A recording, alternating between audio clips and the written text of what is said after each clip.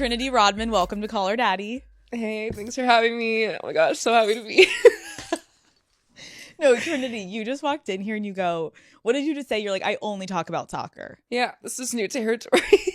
You don't want me to just talk about kicking a ball around the field? What? I want to talk about corner kicks this entire fucking time. Perfect, because I don't take them, so I'm going to just see what happens. My first corner kick was in the championship 4 years into my pro. Stop. I literally walk up to the corner and I was like, what are we doing? Championship, we're losing. There's like a couple minutes left. I'm standing there like, everyone's looking like, no, stop. Yeah. I love how I say that. And you're like, okay, I actually will. I have a story. No, stop. You're like, I have a story. Can this take up an hour? You're going to be fine today. Okay, I've got you. First of all, I do just have to say, I'm so fucking happy that I'm meeting you because I had a show on Peacock during the Olympics and you saw? Okay. I saw you going crazy. Bitch, I cried when you won. Okay. So I got there and they were like, oh, we're going to have you cover all the sports. And I was like, please let me just cover soccer with a little bit of gymnastics because I know soccer. Yeah. And they were like, maybe. And then they saw me talk about soccer and they're like, okay, Jesus Christ, just do fucking soccer. You have to stay. You have to stay. And when you guys won gold, I cried. Same. Okay, great. Oh, fuck. Obviously. We're going to start with some easy ones. Okay. How did you celebrate winning gold? Oh my gosh. I cried. I like collapsed and cried. But I don't know. I feel like there's like no true celebration afterwards because, hey, you got to go back to your season in NWSL. So we celebrated like the night of, partied with our coaches and our staff and everything. That was fun. And I didn't take the medal off. Even the flight home, like it was glued to my neck. When did you first take it off? Probably when I went to sleep when I got home because I was like, okay, that's a lot. But even through security, I was like trying to wear it and they were like, no. I was like, oh, okay. I'm like staring at it through the thing. Where did you put it when you went to bed? I have this little case that I got when we won in 2021 for my ring, but it's like big. And so I just put it in there. Hopefully it's still there. I haven't checked on it in a minute. Wait, what? I should probably check to see if she's okay. Casual, just gold medal sitting somewhere random. What is your pregame ritual? Do you have any superstitions? I feel like I have so many little superstitions. So gum is one. I can't live without gum.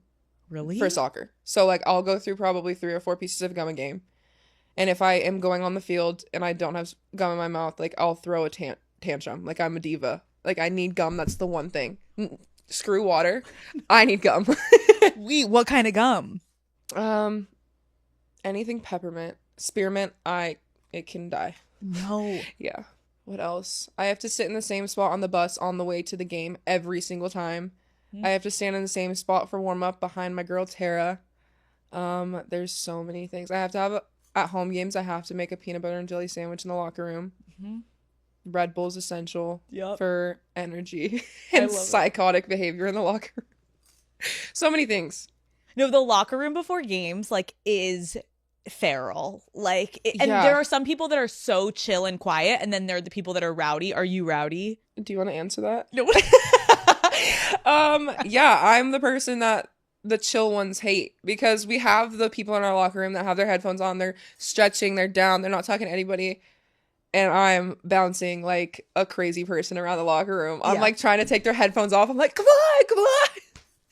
So yeah, I'm the annoying person and I just can't help it. I can't be chill for a game because like I said earlier, it just psychs me out more and I get nervous and I'm like, if I'm just on 10 the entire time, you can't be scared. No, I was the same way. Like I would be the person just like talking and I wouldn't shut the fuck up and everyone would be like, Cooper, go sit in your fucking locker room. And I'm like, I don't want to sit in my locker and think about what's about to happen. I'd rather not. Manifest? Absolutely no, never. So I pretend I'm like about to like go out for a fun night. Like I'm not thinking straight. Because then the people that are meditating, you're like, my God, you have like a really strong brain and I don't want to be a part of that energy. Yeah, couldn't relate. Like what are we meditating about? What are we thinking? What's on the brain? There's never. Nothing. Obviously, especially during the Olympics, like the entire world was talking about you. Everyone knows your name. And I think aside from your talent, I think a lot of people in media, press, on social media, a lot of people wanted to hear you talk about and wanted to ask you about your dad. for those of the daddy gang that don't know, of my audience, your father. What's a dad? Yeah. Daddy gang, let me know. What's a dad? Cut that. What's a dad? Yeah, let's just kick it right off. You're like, what is a father? Let me know. Your dad is Dennis Rodman. He's one of the most famous basketball players of all time. He played alongside Michael Jordan. He had a very controversial career. He was known for crazy partying, hooking up with women, getting in trouble on and off the court. And you have never really talked about what was going on in your family behind the scenes. And today we're going to get into it. What made you feel ready? Oh gosh. I think, well, just a warning, I laugh a lot when I'm trying to like talk about something serious. Okay. So I think with the dad situation, in terms of like what I've filtered and what I've talked about, I feel like me and my brother have been very generous with the way that we've talked about it and very unselfish. I think we never want to make him look bad. And that is at the cost of kind of holding in a lot and a lot of issues that we've gone through and just like trauma per se. Yeah. So I don't know. I just feel like I've been in a place of going through interviews where people are like, oh, was your dad there? Like, what's your dad feeling? And I feel like I've tried to make it obvious that I don't know. I don't know how he's feeling. I don't know where he is. Like, so for my own sanity, getting those questions, it frustrates me because I'm like, I don't want to blame the interviewers of like, okay, you don't deep dive into my life. But at the same time, I've made it clear that he's not present. Yeah. So yeah, I guess this is my opportunity to kind of talk more, I don't want to say negatively, but more realistic about it. Yeah, but I can imagine, like, I feel like I've sat down with so many people and it's like, it's tough when you're trying to protect someone that, yes, whether you love or you don't or whatever your dynamic is, like, it's your dad. And everyone has a very specific idea of your father, but none of us are his children, right? Like, we have an idea of what we saw on a Netflix special and what we watched back in the day if you're watching his games, but you have a lived, breathed experience of this man as your father that people are looking, I think, in a glamorized way for you to talk like, what's it like? Dennis Rodman's your dad. This is so cool. And you're literally like, next question. So I think it's fair for you to talk about your life in a realistic way because you are also a public figure and you are famous in your own right now. And so you're allowed to speak about your experience. Let's go back to the beginning. Call Her Daddy is brought to you by eBay. This is what you do when you have high standards and fancy all the fancy things, like a Dior saddlebag or that diamond tennis bracelet. You go to eBay. There you'll find new loves that will never disappoint, expertly authenticated, whether it's that vintage pearl necklace or brand new ruby earrings, a Prada crossbody bag, or classic watches like that Rolex Oyster or that Cartier tank. On eBay, there are no limits to your high standards. Yeah, eBay, the place for new, pre-loved vintage and rare fashion. eBay, things people love. We're going to go back to the beginning. Where did you grow up and what was your hometown like? Okay, well, I grew up in Newport Beach, which, as everyone kind of knows, it's a very wealthy area. And I loved growing up in Newport. It was amazing, beautiful place. But growing up in a wealthy place when you don't have money is a different struggle. And I think that was really difficult for me, my mom, and my brother, just because we were going to the schools where everyone had money. And it was like, we're going to school. Like in high school, I was sharing a room with my mom, which is like crazy. So it's like just the little things of being a normal high schooler, a middle schooler, where you're like, you want to invite friends over. And it's like, not that I'm embarrassed of the way that I grew up, but at the time it was like, I don't want to invite friends over. I don't want them to know I sleep with my mom. Like, just like little stuff like that. So growing up in Newport was good, but hard because I want to like keeping up with the Joneses. I feel like that was kind of a struggle of like, people knew that we didn't have money, but it was more so like, how do we look not completely broke during that time? So yeah, with like soccer and everything, we got help a lot from one of my club coaches, Greg Baker. He kind of set me up and helped me. Thank God I was talented or else I don't know where I would be, but he helped me and he gave me those opportunities that I wouldn't have had because I couldn't pay for certain things. So a lot of things we worked for, but also in a way were handed just because we were talented. So that did Yeah. help. But yeah, especially with sports, it was very difficult to like travel and go to hotels and do these away trips when we didn't have the money to stay at these like Marriott's. Like we Yeah. were at like Holiday Inn. Like that's what we could afford. So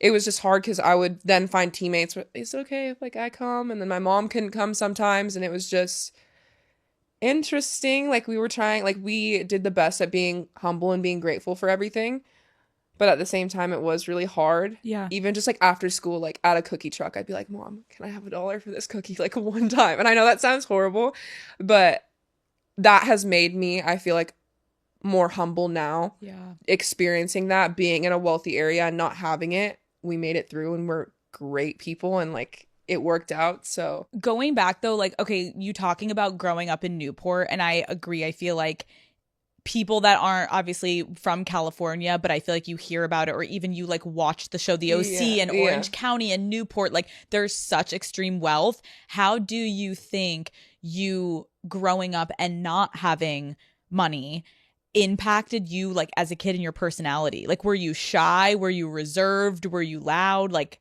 what kind of kid were you? Yeah, I think naturally I've always been a more outgoing person, especially when you get to know me, but I definitely think not having money to do certain things changed the way that I was with people because I wasn't as confident. And I also couldn't go to things that people were going to. It was like, oh, do you want to go? Even just going to like fast food and chilling in the parking lot, I was like, no, I don't have money to go to In-N-Out right now or to go to Krispy Kreme.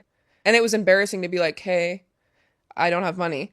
So I think, yeah, through even now, like I have a really close friend from middle school that I'm still friends with. And that's like probably my one friend from middle school and then my friend from high school. So that's like my two friends. And those are the only people I hung out with. And even through high school, I went to a private school for 1 year. I was like eating lunch in the bathroom sometimes because me and my brother didn't have the same lunch and he was like my person. So like growing up, I would have all his same teachers. Like I was a year after him. So I would just follow in his footsteps every single time. It was annoying because he was really good in school and I was horrible. So it was like they loved DJ and like hated me. But yeah, we didn't have the same lunch. So I was like, didn't have friends to sit with. So like lunch would happen. I didn't have money to pay for it at school. So then it was like the bell rings and it's like, fuck, what do I do? Where do I go? Like, do I go to a teacher's room? Do I just like stay in the cafeteria and act like I'm just like talking to people that I'm not even friends with? Like it was so bizarre. But do you think you weren't making friends because you were just trying to like hide? Like it's not, or were people literally not liking you because they knew of your socioeconomic status? Both, because I feel like it went both ways. It was weird. Because for my brother, I feel like in the earlier years, it was harder for him to have friends. But as it went on, it was so easy. Like when we went to high school together, he had so many friends and like that's who I was going to.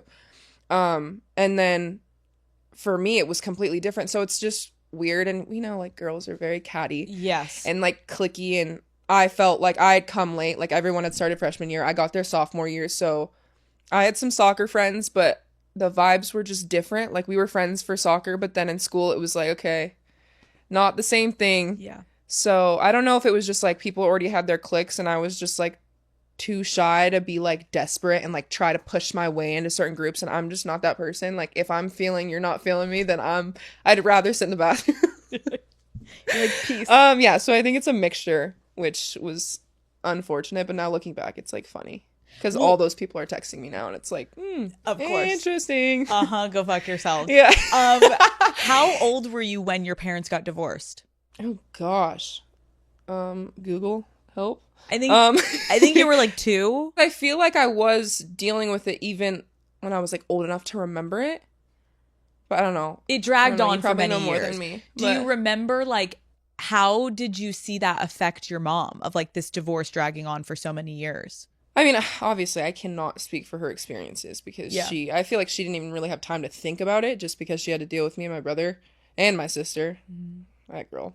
But anyway, I think my mom was dealing with a lot of shit from my dad for so long, and divorce was just like a name that ship had sailed for the longest time, and she knew that, we knew that. And it really was like, before the divorce happened, my dad was actually helping money wise, so that was the difference of like, he would actually give money to my mom and let us kind of live life a little bit. But then when the divorce happened, it was just like, fuck you guys, like, we're getting enough money to pay rent, barely. And then we were just, I don't even know how we made it work, but somehow we were making it happen, and it was just crazy. When you say that your mom you kind of knew that like that ship had sailed, like your mom had been dealing with so much, like how did your mom talk about your dad and his absence to you and your siblings?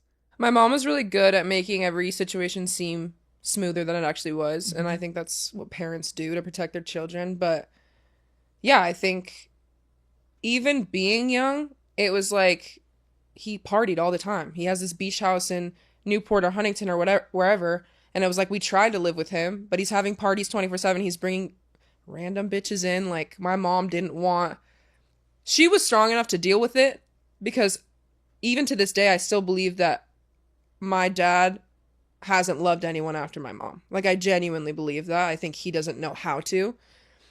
I think they both felt the same way about each other, but his demons were just too strong for it. But yeah, I think my mom just saw the situation of, we love each other, it's not going to work. And for my kids, I can't have them seeing you treat me this way, embarrass me this way, and have the party scene all the time. You have little babies. Yeah. So, yeah. Do you have any recollection of like watching them fight in front of each other, like in front of you?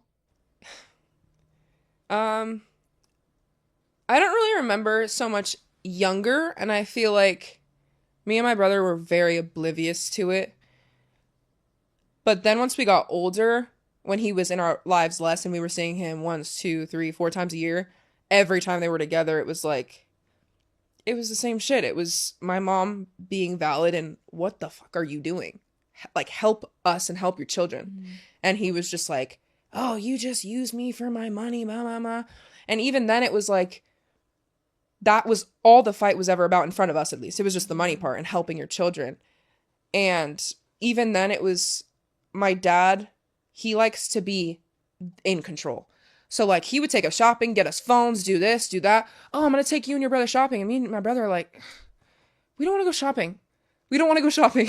Right. We just want money to go get in and out after school with our friends. Yeah. So it was like, he wouldn't give us money to do that. He needed to have the control of bringing us shopping and swiping his own card. Right. But if we asked, hey, could we have 100 to like go get food, go to Claire's, get my ears pierced, like just little stuff like that, he was like, no, you're using me. You're trying, like, all this stuff. I think that's what's probably so confusing, even hearing you talk about this. Like, I think a lot of people would assume because you're Dennis Rodman's daughter, money wasn't an issue for you growing up, but that obviously wasn't the case. Yeah. Do you know why after the divorce, like, he would not pay child support?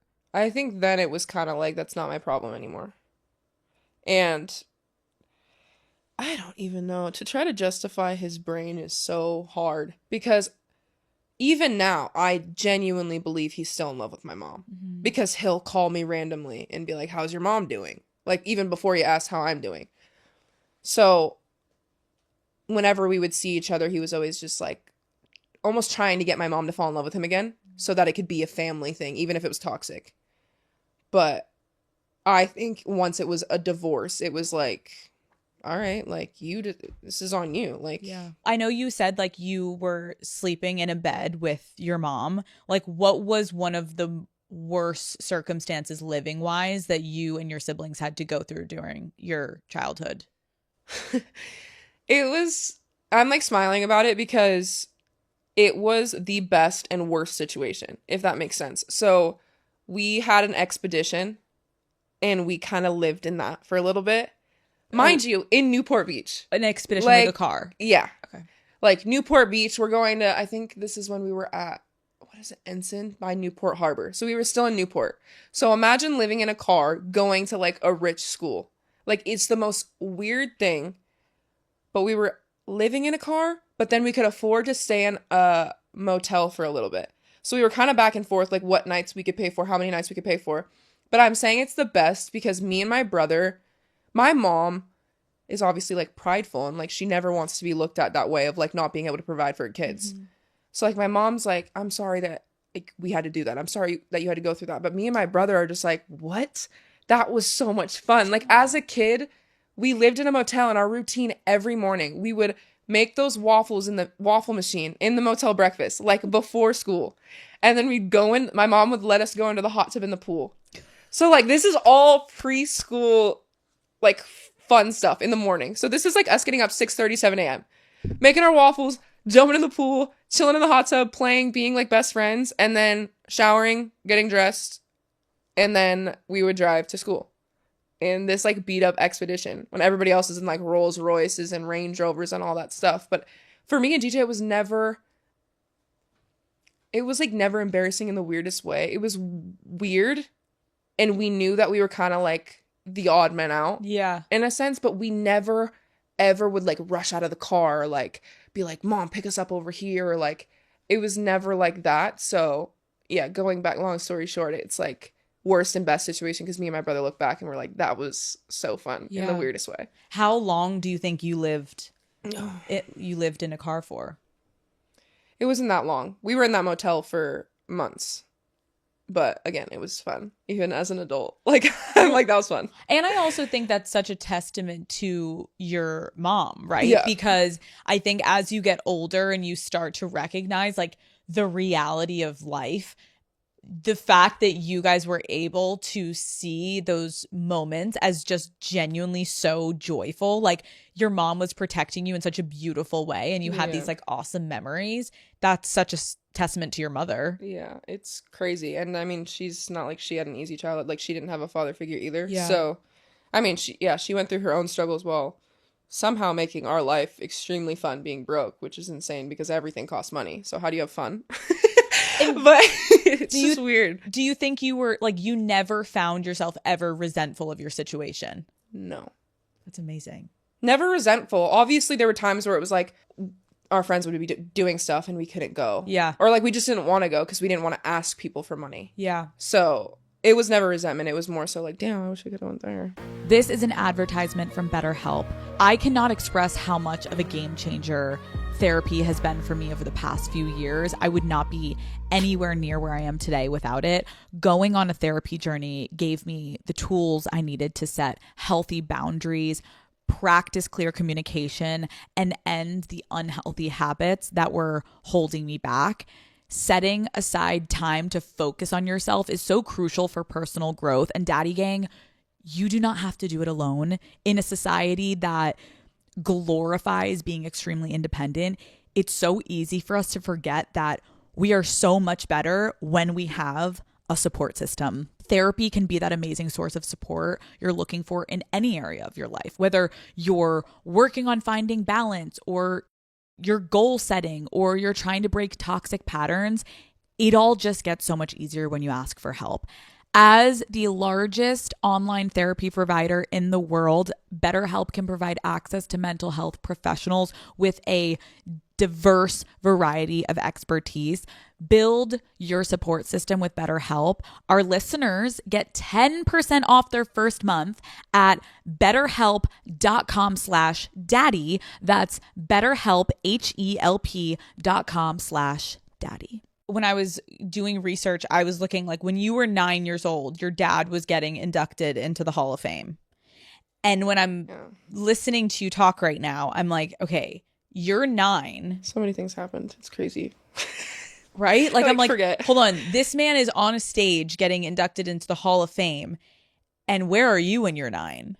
No, and that's the crazy part is like we still were going to those events. Like we were just a happy little family, like getting dressed, getting styled, like his jersey retirement, all those things that we attended to while we're like not financially, like it was just the weirdest thing because it was like we did things for him and we've always done things for him. It's like he wanted to have a good image of having his family by him. And we were like, yeah, we'll go. It's so exciting. Like, So at that point in your life, just to try to get an understanding, throughout, like I would say your first like 15 years of life, let's say, how often would you see your dad? When we were younger, it was more. Okay. Way more. And then I think as we got older and understood the situation more, my mom became stronger in the situation. That's when it was less. And I would say by the time we were in, I'll say like 7th grade until even now, it was 3-4 times a year. Okay. When we lived in the same city. And did you ever live with him? When we were really young. But that's when we were like right after we were born. Yeah. But that wasn't that long because my mom was over the party and she was just like, we're We're done. Yeah. In his acceptance speech, he said the one thing he regretted was not being a better father. You just rolled your eyes. Yeah, because it's just like, do I believe him? Yeah, I do believe that he wishes that he could fight his demons. I roll my eyes because it's like you hear something so many times, but he does nothing to change it. Yeah. And it's like, I wish I was a better dad. He said that in so many interviews. Like, I could pull them up. Yeah. And it's like, okay. Yeah. Then do something. And I think what the most frustrating part about it is I think with how successful he was and how rich he was surrounded by a lot of toxic people who would take his money and take advantage of him. And because he was in alcohol, he was kind of brainwashed and all that, didn't really have control over anything. I don't know. That was just... So I think, again, the rolling eyes comes from we tried to be that foundation and to be the good people around him. Because in reality, like, we never really asked for anything unless we really needed it. Yeah. Like, me, my mom, and my brother, it was like, we just want you. And I think for him, he's never understood the fact, because he's never experienced it. He's had messed up family issues as well. He's never understood that people could actually just want to be around him and to just want to, like, make him happy. He's always thinking money, money, money, money, when it's like, no. Yeah, like what a horrible situation where you're like, wait, no, dad, like we're coming to you for money because we're literally living in a fucking car, Yeah. but we also want you.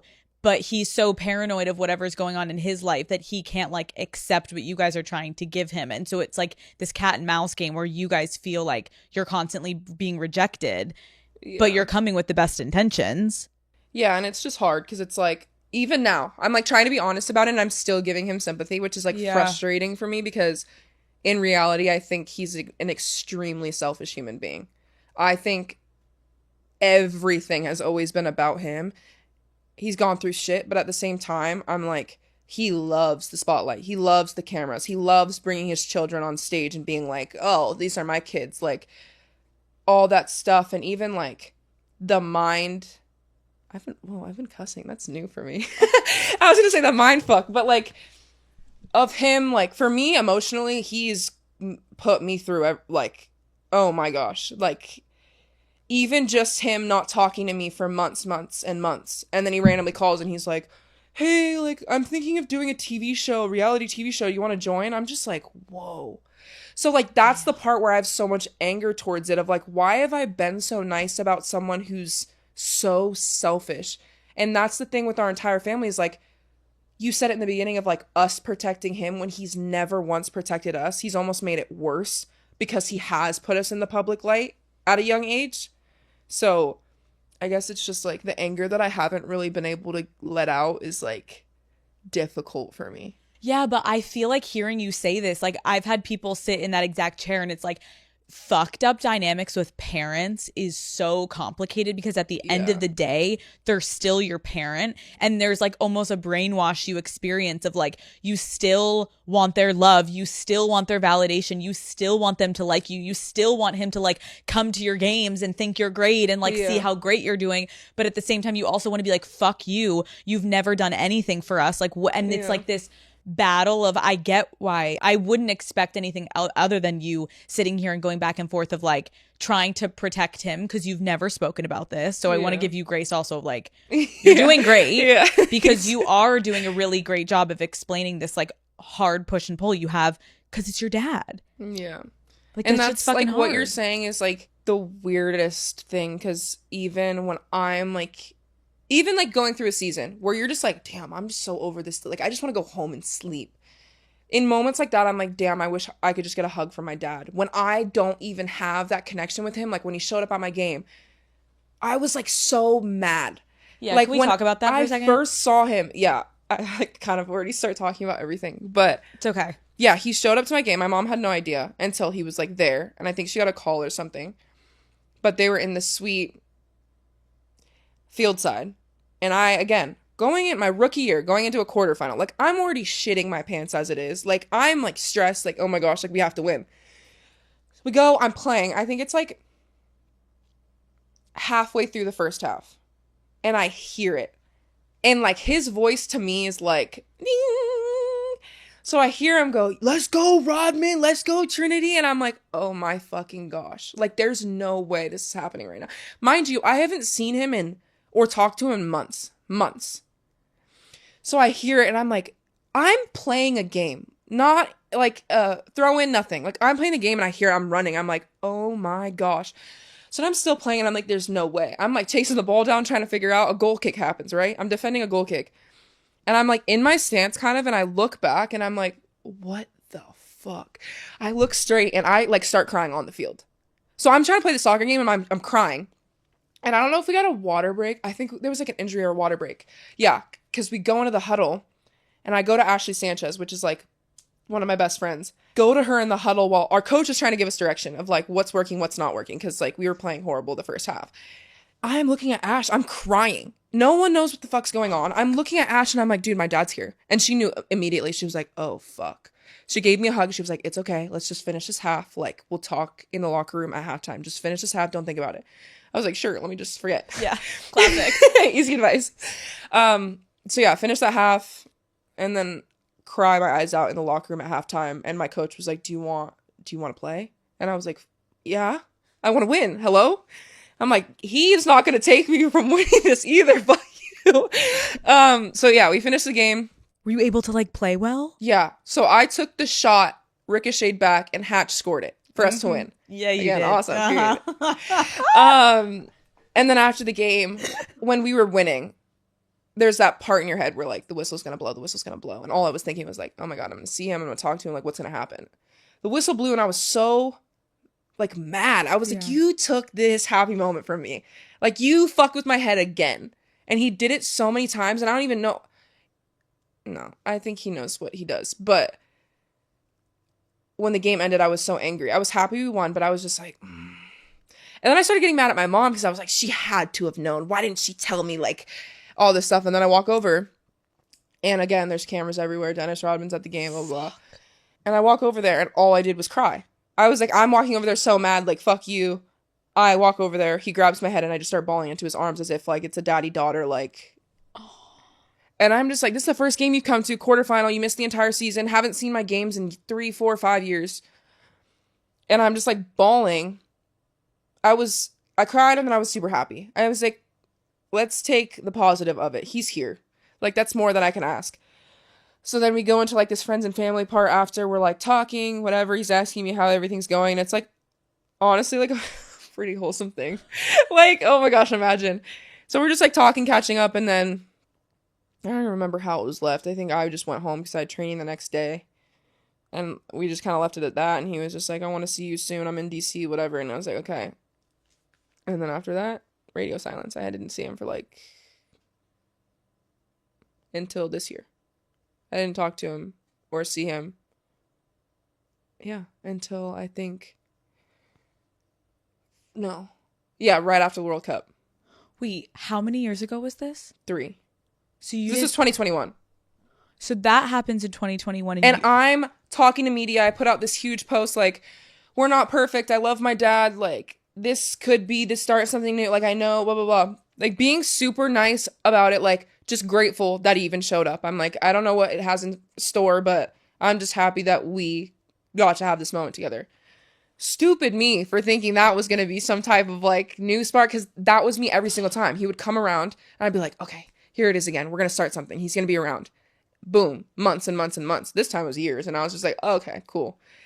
And so then it's like after that, then it's media outlets asking about the post, asking about him being there. So I'm like super positive. I'm just like, yeah, like obviously it was really emotional. I'm really happy. Months and months go by. I'm still talking about it on media. And I'm just like, fuck, here we go again. So then it was just like, I think after that was when I lost hope in like ever getting him back. It was just going to be like a He's popping in whenever he wants to be in a camera. And even at that game, I don't think it was for me. I think he wanted to have a good conscience and then be like, headline, Dennis Rodman showed up to his daughter's game, an important quarterfinal in her rookie year. And that's exactly what it was. That's what I was going to say. Like, I went and looked at that Instagram post and it, like, my heart sunk for you because obviously, like, I knew somewhat of the conversation we were going to have today, but I had obviously no idea of like the gravity of it. And it's so disheartening because you're right. Like, you walking over to him in that moment, it was all about the cameras. You couldn't have a normal reaction to be like, where the fuck have you been? And like you saying you're on the field angry. And then you don't get to have a normal moment with your father where a normal person could go up and be like, what the fuck? Instead, it's like everyone smile for the cameras and be happy. And then before you even get to have like a debrief the next day, like he's gone.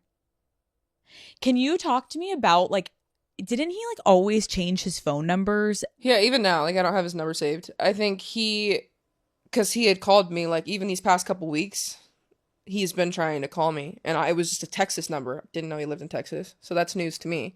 So I'm just thinking it's like spam risk, like all this stuff. And I'm like, okay, they're just like spam calls, like normal. I get those all the time. So I was ignoring it. And then I see like voicemails from it. And I'm like, and then I look and I hear it for a second. I was like, fuck.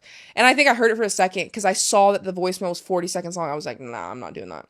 And it's just like a hit or miss day for me. It's like if I want to go through that or not. And I'm just like, no. Why is he always changing his phone number?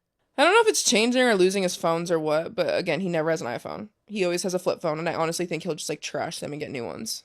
Of him calling you in like in moments throughout your life, in those moments where you're like, sometimes I have the patience, sometimes I don't. Is there any time he like called you that you remember and it like really fucked with you? Whether you were like about to go into a specific event in your life or you were in a specific situation and he calls and you like were like, this completely fucked me up and ruined my day, kind of like the game.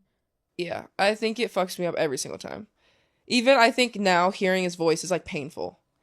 Because I think it's missing him mixed with he's an alcoholic. And again, that's something that I don't want to say, but I'm just like, fuck it. Like, it's just the truth. And like, hearing even the past 5 years, hearing the difference in the way that his sentences go together. And now I'm like, I genuinely I'm like, he's gone. Like, it feels like he's gone. And like hearing him talk, I'm just like, ugh. Like, I answer the phone now for like my conscience to be like, if something does happen, God forbid, I want to know that like I did that, or if he needed to hear my voice before anything happens. Like, that's why I answer the phone, not for me. But then I answer the phone and I have that conversation and I hear the way he's talking and how gone and drunk he is, and I'm just like, that was horrible. Like, I'm like, that did nothing for me. Like, if something were to happen, if I would have had that phone call and if I wouldn't have, I would have felt the same way. Well, that's what, but you saying that, and I feel like there's a lot of people listening that can probably relate to having someone in their life that struggles with alcohol or substance abuse. And it's like the point you just hit on, which I think is so debilitating, and it keeps you kind of like a captive, because it's like, you're held captive to your dad because the thought is, if this has his last moment and he's calling me and he wants to hear my voice. So there's a world where you're going to pick up every fucking time because you're so fucking scared. Like living for somebody else, right? Like living to make someone else happy. Have you figured out any form of boundaries that has worked or no? It's hard to make boundaries when he's like, it's a rare occurrence. Like if you were, say, calling me randomly every single week, okay, cool. But it's like so random that I'm like, you don't know when the next phone call is going to come. So it's like, what is a boundary? What is the closest you've ever had with your father of like a heart to heart, somewhat scratching the surface of like, this is why he is the way he is? Like, has he ever spoken about his struggle with alcohol to you and tried to explain his behavior? No, but I think not with the alcohol. With loving people, he's talked to me and my mom about, of just the lack of love that he's received from his parents or his dad relationship is kind of translates into how he loves other people. Because he loved my mom. I do not question that. She does not question that. He treated her like shit. So it's just weird. And it's like, to me, even after everything I said, he treats me the best. I'm like still his little princess. Oh, really? And I can't do any wrong. Growing up, he treated my brother like shit too. Said, fuck you, you're not good enough. What are you doing with basketball? You're not, blah, blah, blah. And that's touching on a whole different thing with the hate that my brother gets being in the same sport. Like, I don't even, people and the insensitivity with that. It's like, you're never as good as your dad, all this stuff. It's like, he doesn't have to be. And also, he's not around. And I think too, I'm like just blabbling. No, you're doing great. But that's also another thing of like, that's the most he's talked to me about in terms of like loving my brother, the man to man thing. He doesn't know how to father in general, but especially to it. Like, he doesn't know how to show that. Like, with me and my mom, he could at least hug us. Like, he knows how to do that. He doesn't know how to do that with my brother. And that's just, I mean, caused a lot of issues with my brother's confidence. And obviously hearing your dad say, like, you're not good enough, all this stuff. And it's like, too, like, playing with Bronny. It's like, you see Bronny and you see LeBron. And it's like, that is picture perfect, like, holy. So, even that is just a whole nother thing for my brother. And I don't want to speak for him. I'm sure when he's ready, if he's ever ready to talk about that, that's just another thing that my dad doesn't realize. He's affected so much of our like day-to-day. Yeah. Like, the reason my brother gets hate for basketball is because of him. And I think like I agree with you when you're talking about the LeBron and Bronny situation, but like, I think we would all be idiots if we didn't think to ourselves like, damn, that's fucking hard for that kid. Like, that looks great, but even that 100%. is so fucking hard. So imagine your brother. Yeah, and like, I'm not, I did not mean to make that sound like, walk in the park. No, I'm validating what you're saying of like, it looks like, wow, look how great that is. But it's like, even that, one can imagine how difficult that is of like being the son of LeBron James. You're like, damn, this is hard. And like, but the fact that LeBron is embracing his kid, being like, come with me, let you show you around. It's like, your brother, and I agree, like, not to speak for him, but I can only imagine the hurt it feels to have a passion that is essentially like constantly stripped of you because you're being constantly compared to your dad, when what your guys are really talking about, you're like, I don't want to be fucking compared to him. Yeah, and that's 100%. And the Bronny and LeBron, like, I've seen the hate that Bronny gets too. It's unbelievable to try to live up to being the GOAT of LeBron James. But I think with my brother, it's just, you're never enough. Like, it's sad. Yeah. And like, no one can tell him that he's enough because the one person that he wants to say is enough. Yeah. So it's tough. Were you hesitant to talk about the real situation with your dad because of the hype around the Rodman name? Like, do you think people are going to still like not believe what you're saying today, but do you think people will still downplay it? Because it's like, because I also think people look at us like, oh, poor me. Like, we're just trying to like get a check, or like, oh, pity story, try to like create this thing. But I think, I think there's a lot of times where it's always going to be like everyone on my dad's side, like for like Father's Day, like that day's shitty for people that don't have father figures. So for us, like, our coping mechanism for it was posting our mom. Like, happy Father's Day, thanks for being both. Yeah. And that's no disrespect to the father figures. Like, still a day to celebrate dads and fathers. But for us, that's our dad. That's our mom and our dad in the weirdest way. And even just comments like that, like, don't disrespect him like that. It's like, that's not disrespect. He's not a dad. Right. He's a person. He's not a dad. Maybe by blood, but nothing else. Yeah. It almost feels like people are like frustrated that you speaking about what he was like as a dad is going to threaten his legacy as a basketball player. Yeah. Which is so fucked. Yeah. How do you think talking about this today is going to affect you and like impact the way you approach interviews moving forward? I'm just like not going to give a fuck, honestly. Like, that's how I feel though. Cause I watch interviews back and I'm like, ew, why do I look so scared? Like, this is like my story. Right. And like, there are times where he gets brought up where I'm just like, he's like, I know he's proud of me. Like, and I'm like, ew. Like, just say how you feel. And even sometimes I wish like, when people ask, oh, like, is he going to come to one of the Olympic Games? I don't know. And I'll dodge it and I'll be like, oh, like, my mom's going to be here. I'm going to give her a hug. And I'm like, great answer. From a PR team. Perfect answer. Right? Cherry on top. In reality, like, you don't know. Not to be a diva, but I'm just like, I want to be like, I don't know. Yeah. How am I supposed to know? And that's it. That's the end. True. You make me feel uncomfortable, I'm gonna make you feel uncomfortable. And I feel like I've been so comfortable being uncomfortable, and I'm just done. You're fucking done. Obviously, there's been, like, I think the rise of your career has been fucking incredible, Trinity. Like, you're so fucking talented in your own right.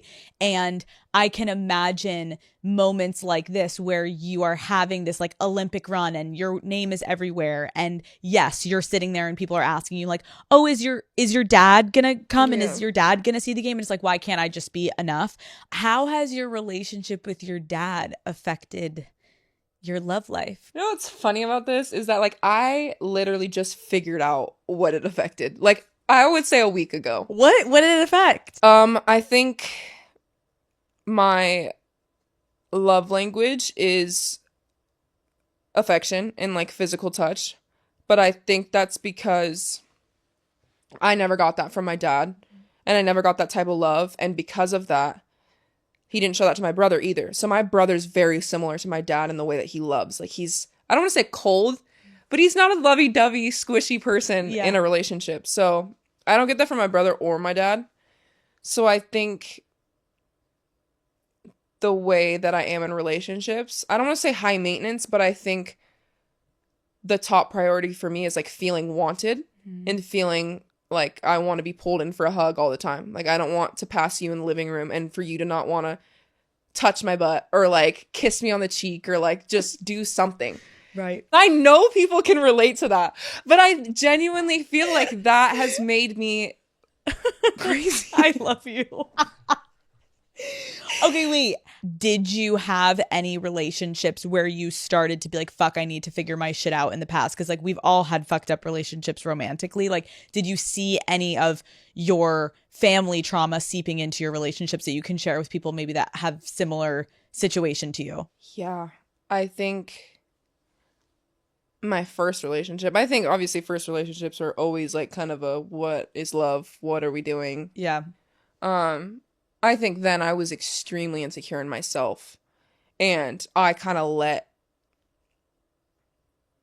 the person walk all over me in a sense. But again, I don't regret any relationship. I think they've all helped me so much, and I'm still cordial with, like, everyone that I've been with, but I put up with a lot because I didn't have validation.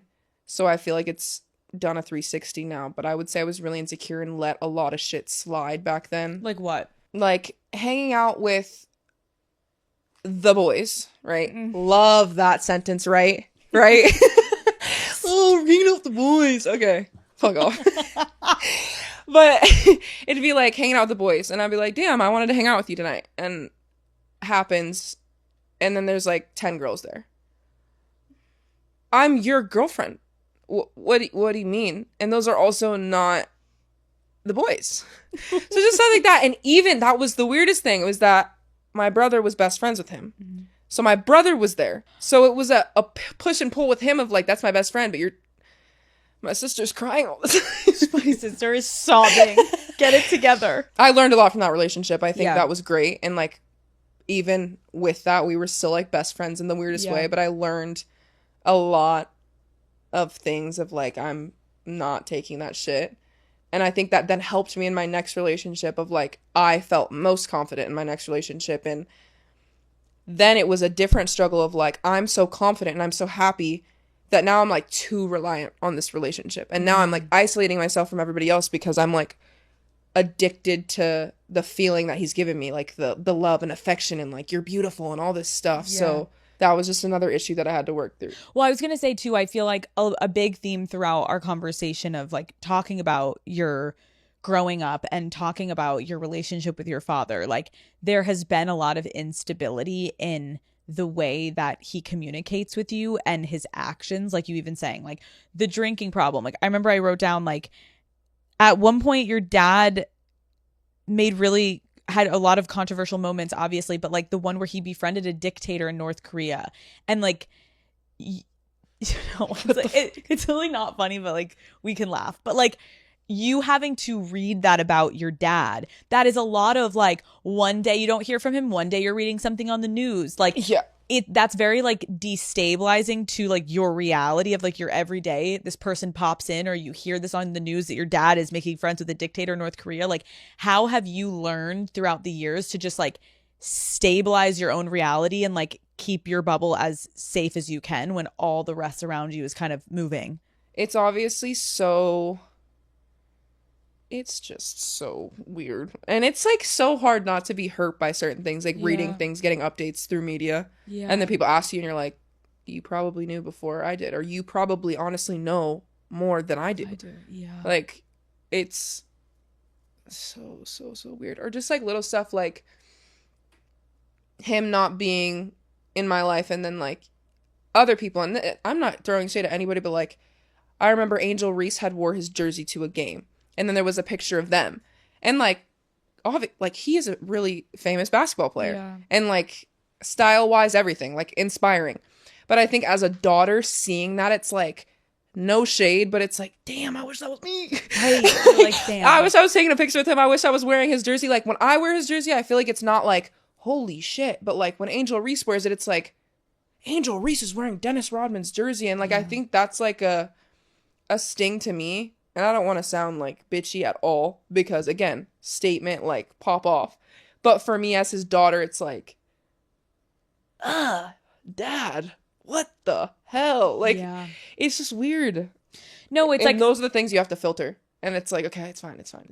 yeah, but again, I think it's like, I think if I'm taking anything from this, it's also like, it's still a work in progress of like, he is your biological father. A part of you there is parts of him, right? And so like you love this person in ways that you can't describe, and as much as he hurts you, there's those push and pull moments where you're like, fuck, Dad, why do you have to be like this? And then I also think it's really inspiring to hear you talk about like how you're like, no, I am carving my own path. And now can we just talk about like you as your own career? Like you are so fucking successful, you fucking crush it, you have a fucking gold medal on your nightstand that you're like, I forgot where it is. Where is it again? Where is it? Call Her Daddy is brought to you by Batiste Dry Shampoo. You guys, I am always running from a meeting to a dinner to an event. And if I'm being honest, I definitely don't have time to wash my hair every day. Okay. If I'm lucky, I can maybe wash it like once a week. So I really rely on Batiste Light Dry Shampoo to get me through. This is Batiste's lightest dry shampoo. It is soft, it is subtle, and it absorbs oil without weighing my hair down. Not only does my hair look clean, but it feels clean after just a few sprays. I am also super sensitive to smell, and Batiste Light has no overpowering fragrance. Plus, it absorbs right away without leaving that like grainy white residue behind. I brought Batiste with me to a girls trip last weekend, and I cannot tell you how many of my friends were like, Alex, can I borrow your dry shampoo again? The girls know I am always coming with multiple bottles of Batiste Light in my suitcase because when I'm on the go, I definitely need some help to keep my hair looking fresh. Batiste Light has been a complete game changer for me. So Daddy Gang, go buy Batiste Light Dry Shampoo online or in store at your nearest retailer. Winning and succeeding and being so successful and having sponsors and being a woman in sports in general is so fucking hard to do. Like, how do you fucking enjoy it for yourself and don't let this bullshit get to you some days? Like, who do you celebrate with? Who do you talk to about your success, individual of your dad? I don't know. I feel like it's really hard to celebrate it in the weirdest way. Like, one, because it's just nonstop all the time. And like, I'm so grateful for every opportunity, but sometimes I'm just like, I wish I had a moment to take a breath and be like, I did that. Like, holy. Yeah. So to say like, who do I celebrate with? I don't know. Because I don't think that I really do. Like, obviously, like, I'm happy, or I'll watch a clip of, like, the Olympics, the goal. I'm like, oh, my God, like, ah. But it's little moments like that. Like, it's just rewatching a clip of something. But I don't think genuinely I really think or celebrate myself. I think it's more so, especially in interviews and stuff, it's like, how proud are you? And it's like, it's such a copy and paste answer through every interview. Yeah. It's just like, I can't even I'm find the so words. proud. I'm like a robot. I'm like, Right. I'm so happy. Like, it's indescribable. I'm 22 and have a gold medal. And it's like, even in those moments, it's like genuinely deep down, I feel so proud of myself, but Yeah. it's so repetitive and so like robotic that I don't think of it that way. I'm just like, say it for the media and like, No, but I think that's like really fucking relatable. Like, I think that's not like just you. I think that if you ask a lot of people when they have such intense success, I think it's so hard to try to grasp what's happening in the moment because that would mean you have to stop. And I yeah. think you need time to process as a human being. And I feel like it sucks in one way, but you also, especially as athletes, it's like you got to keep fucking going because even when you win, like you said, what did you say to me at the beginning of this? You said, oh, I didn't even have time to celebrate the gold because what did you go do? Go play for a freaking championship. I'm lost. That was annoying. But Right, you flew yeah. back to America and you No, played another I fucking literally game. played I think less than a week after I got back. No, that was just Dude. a lie. I lied. I think it was like a week and a half. But I played in the first game back and it was scored. But still, my legs were on fire and I was dying. I think women are obviously so scrutinized in general, but sports specifically, I think has been like a huge topic recently in a great way. But what do you think is the hardest part about being a female athlete? Oh my gosh. I know you're like, do you have 9 hours? I think the recognition for one. I think even just in conversation, it's like, oh, who do you play for? Spirit. And they're like, what's that? I'm like, ugh. Yeah. But I'm like, I don't know. I would say recognition, pay, obviously. Like, even just being on media. And it's like, obviously, NBA, NFL makes way more money, has way more viewers. Like, not taking that away. But I think seeing the contracts and then looking at ours, I'm just like, fuck. I'm so grateful to be making the money that I make right now at my age. But I look and I'm just like, it's just like, But also I'd say another big thing is like the human aspect of it. Like, I just feel like with male sports, with men, it's like they're out here going to concerts, on stage, going to clubs, going to all this, and it's like, oh, here this person is at a club drinking like 2 nights before a game, and it's just like, okay, normal. But it's like, I feel like me and my teammates will go out one night on an off weekend and we're like, we see a camera and we're like, oh my gosh, what if our coach finds out? What if somebody posts it? Like, and we're not even getting drunk. Like, we're just going to like be in public and just like Feel the dance. vibes. Yeah, just like feel like something. We're just here to feel something. We're dead sober. We've had like half of a cocktail. I'm like drinking Red Bull the whole time. Just like, okay. No, but yeah. I get what you're saying. It's like the double standard of like, why can't, and it again though, like it hasn't changed though, I guess is what we're also saying. It's like your dad was known for I watched the Michael Jordan doc on like the whatever the fuck, the last something, sorry, oh my god, all the people Last are gonna, Dance. yeah, the Last Dance, Got sorry you. thank I you. do know that fact. Yeah, the Last Dance, and he's on a flight to Vegas and he comes back and he shows up in the middle and he's ready for the game, and it's like if women behaved the same way that men did, it just, you wouldn't be in the position you're in because we are expected to act differently and to speak differently in media and to present ourselves differently. And it's exhausting. And especially when you're getting to see men act a certain way and get bigger paychecks, like it fucking sucks.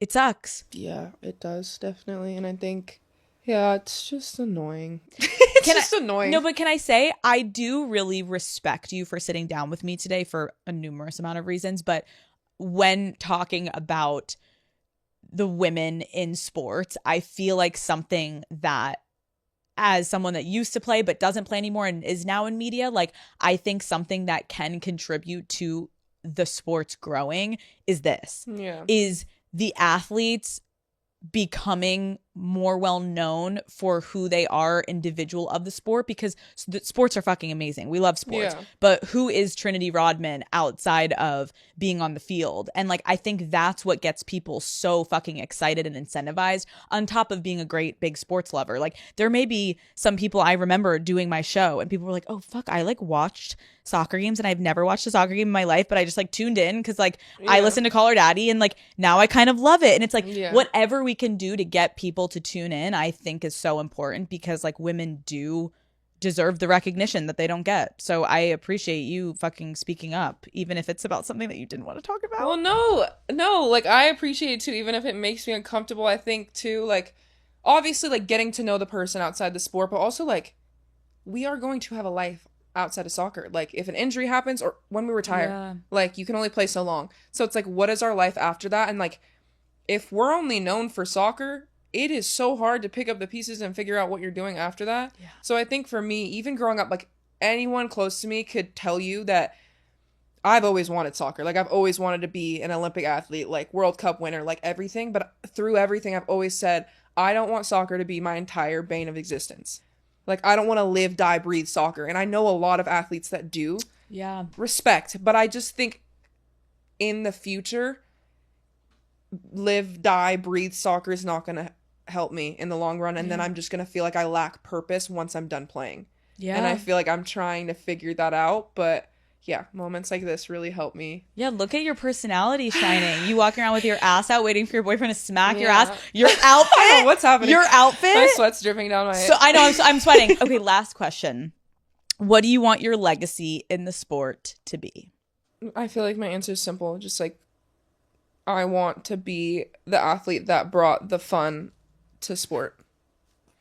That's simple. I don't want to be the one that scored 1,000 goals. Like, I don't need to be the person that was like, she was the best athlete. I want to be like, she was a great athlete, but she also made it fun to watch and be a part of. Ooh, drop the mic. Period. That. Trinity. Life's too short. Thank you so much for coming on Call Her Daddy. You crushed. Yeah, thanks for listening to me. Thank you.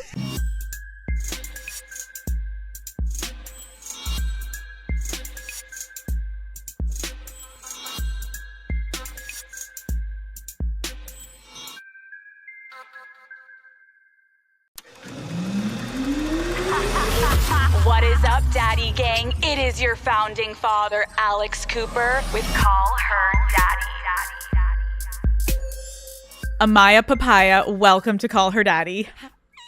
Oh my God, thank you for having me, the Alex Cooper. No, I'm so excited to meet you. I feel like I've been watching you for like months now, and now to get to meet you in person, It feels pretty surreal, honestly. Oh my God. Okay, you are straight from Fiji to the studio. You just won Love Island. How the fuck are you feeling? Man, I'm feeling so overwhelmed with gratitude. It's nothing but positive feelings, but I really do feel seen and validated. Truly, like, America fell in love with you and you became a fan favorite like pretty quickly early on. But did you feel that way in the villa, Amaya?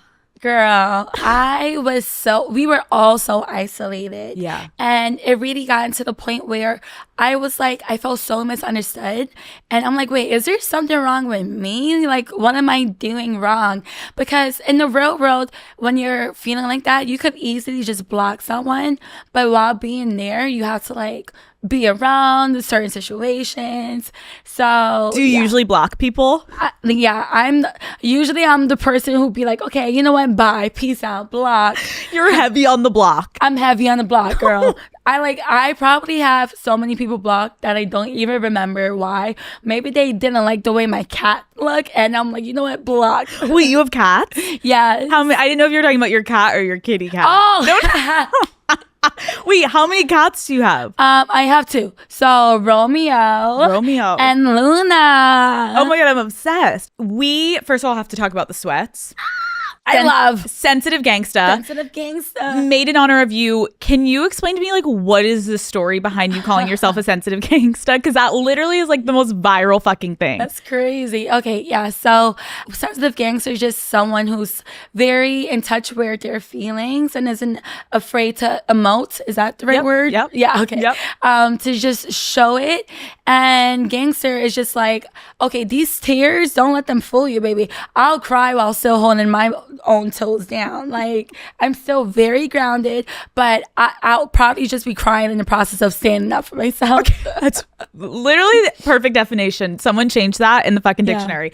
Where did you grow up? I grew up in Brooklyn. Shout out to Biggie. How would you have described yourself as a kid? I would definitely say I was the kid who would literally just follow people on the park and be like, hi.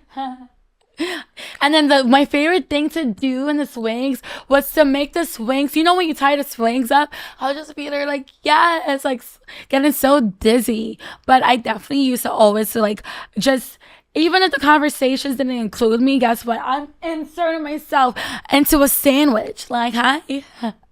Amaya, I'm obsessed with you. Okay, who was your celebrity crush growing up? My celebrity crush growing up, I would definitely say, I have a few. Okay, name them, bitch. I would definitely say Jacob Elordi. Yes, especially when he played Nate. I was like, oh. Okay, he was like I love how you're saying specifically when he played Nate. That's like a little, do you like a bad boy? No. We did not like Nate. We just like how he looked as Nate. We do not stand with Nate, okay? Oh my God. I love the clarification. Yeah. Okay, what superlative do you think you would have gotten in high school? What's that? No, a superlative is like you would have been like the class clown. You were made to be famous. You were the most talkative. You would have been known to live in your mom's basement for the rest of your life. You were going to be a professional singer. Like, what do you think people would have labeled you as? Okay, I would definitely say most talkative. Like, to the point where sometimes the teachers would have to like make me sit outside the room. They're like, but shut the fuck up. But God forbid I want to yap. I'm a yapper. I love that for you. Okay, what made you want to become a nurse? So I definitely just the caring side, and I'm a big empath, and I also just felt like I definitely do want to take my education more up. Like I want to go back to school for my PhD, so I could eventually become a professor for nursing students. But yeah, I was just like, when it came down to making the decision of what career path I wanted to go, there was no question. I was like, Nurse Amaya, cute and caring. Wait, I'm dying. Yeah. I would imagine, I think all of us would be so happy if we got you as our nurse. Aww. Watching you walk in and smile. Like, I thought about that. Like, when do you think you're going to go back? Are you going to go back to work? I definitely do see myself but still becoming a nurse. But the thing is, it's like, with my patients, I'm such a bit like, girl, if my patients are crying, I'll probably like shed a tear and just be there for them, because you have to keep in mind that I'm with people on their worst day, like when they're feeling sick. So I want to be the person, the sunshine of their rainy day.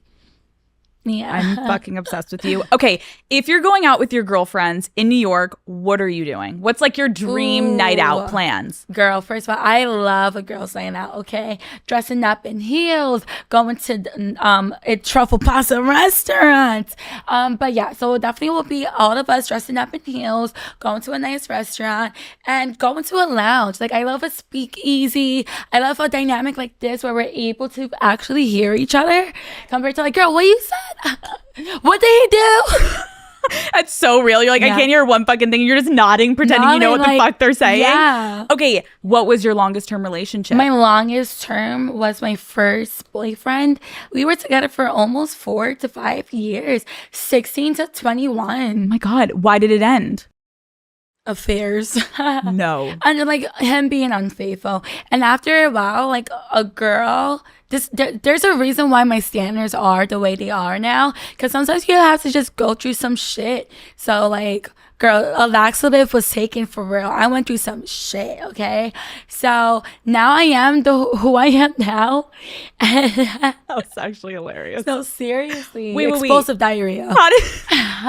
How did you find out? I'm sorry, I'm not laughing about you getting cheated on. I'm laughing at you saying explosive diarrhea. How did you find out that he cheated? I mean, there will be girls DMing me to let me know. Sometimes your girl went through the phone. I'm traumatized with the phone now. I'm like, please turn it away. Dude. But yeah. Mm-hmm. And how, after you found, like, how did you have the courage to end it? Because I'm assuming you saw like a couple things, and then how did you know you needed to put an end to it? At a certain point when behavior just weren't changing. Yeah. Like, and then it started to make me feel like I needed to question myself. And like, am I pretty enough? And like, what is there wrong with me? But babe, there's never nothing wrong with you. You're just with the wrong person. Facts. Mm-hmm. What do you think it's like to date you? I really do think it's very entertaining to date me. I'm always saying like the most randomest things ever. But I am definitely like a very nice girl. Like I definitely want to, after a long day, babe, tell me about your day. Like I want to listen to you and make sure that you feel seen and cared for. Do you have a type? You know what? Like, of course, like I want to be attracted to someone, but it's the personality that would make me more attracted to someone. So once that personality and I start seeing certain colors, I'm like, where's my exit out? Yeah. And then on to the next. Personality starts Yeah. first. If you could create a dream man, what would he be like? What would he look like? And what would he do for work? Okay, so I would say he definitely has to be taller than me, which isn't that hard to find. Your girl's only like 5'3", but definitely like I like somebody over 6 feet. I like somebody who's tatted up, that tattoo. Like I feel like tattoos is another way of somebody like expressing their creative style. Like I find that beautiful. And a strong man, but not too strong. Like, you know, like somebody who, I don't like the whole, like, can you, like, looks like they're about to pop sometimes. Like, so fucking strong, real. but not that strong. Right. Yeah. Where like you literally like go to the gym 5 times a day. Yeah. Yeah. Like chill. Like chill. Okay. What is your biggest turnoff? My biggest turnoff is men speaking badly about other women. Like, seriously. Especially if they're always, like, talking bad about your ex. Babe, was she really the problem or were you the problem? Call Her Daddy is brought to you by T-Mobile. Have you ever met someone and they're the total package, right? Well, that's what it's like being with T-Mobile. You will not believe what you can get with Magenta Status, Daddy Gang. First off, it's amazing coverage, okay? You're connected wherever life takes you. At home, overseas, in the air, even off the grid. Plus, you get unbeatable value from day one. And that's not even the best part. You can get perks on travel, dining, concerts, streaming, and more. With T-Mobile, you're a member with Magenta Status from day one, Daddy Gang. So experience amazing value, next level connectivity, and access to exclusive benefits. With T-Mobile, you can have it all. No more settling. We do not settle, Daddy Gang. I love having T-Mobile because it means I have access to Wi-Fi on planes, which is without a doubt necessary right now. Even as I'm heading off to a random trip, I'm like, boom, tuning in, boom, thank you, T-Mobile. Plus, with Magenta Status, there are amazing restaurant perks. And when I'm in a new city, I always want to try and just get the best local cuisine. So experience Magenta Status at T-Mobile.com/benefits. You need to tell me about the moment that you found out that you were going on Love Island. Who were you with? Where were you? What was your reaction? So basically, I was with my mom. I was taking her away for her birthday, actually, in Curacao. So it was just like a very me, mommy and daughter moment. And then I get the phone call and they're like, yeah, so you're definitely coming. And I'm like, what? Like, this is insane. My mom didn't even know what Love Island was or is. So I was just like, listen, there's some scenes that you might have to turn your head away for, but girl, I'm excited to like do the show, do the whole experience. Did you apply or did they find you? So they did find me. Oh my God. Yeah, they sent me a DM. So yeah.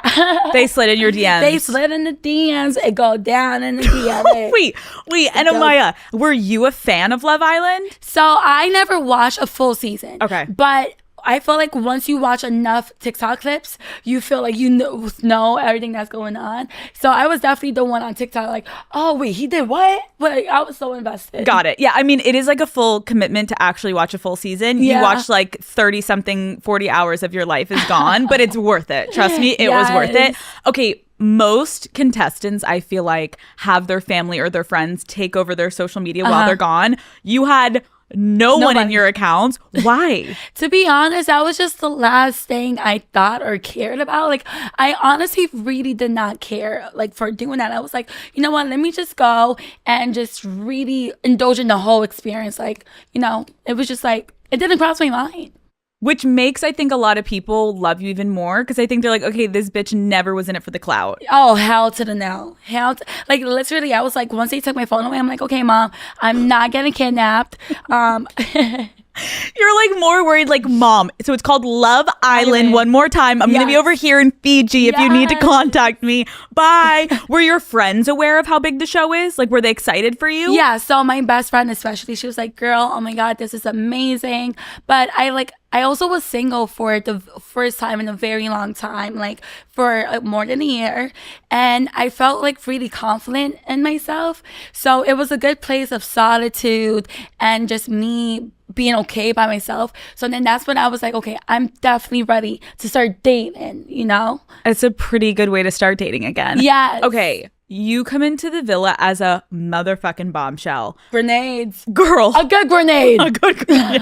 Wait, let's clarify. Yes, a good grenade. But like, Amaya, you have to explain to me, how the fuck would you hype yourself up right before you walk out and have to like make out with all these guys and go into this challenge? Well, first of all, that is the first time I ever done something like that. My sherry definitely was popped, but like seriously, it was just self affirmations every day. Like I was so nervous. I don't know if you guys like could tell, but I was like, "You got this. You got this. You got this." So yeah, I was just hyping my own self up and just telling myself, "Do not fall. Do not like do anything too crazy, but definitely just go all in." Are you able to like take a shot before you go out, or you're dead sober? Girl, I am sober as hell.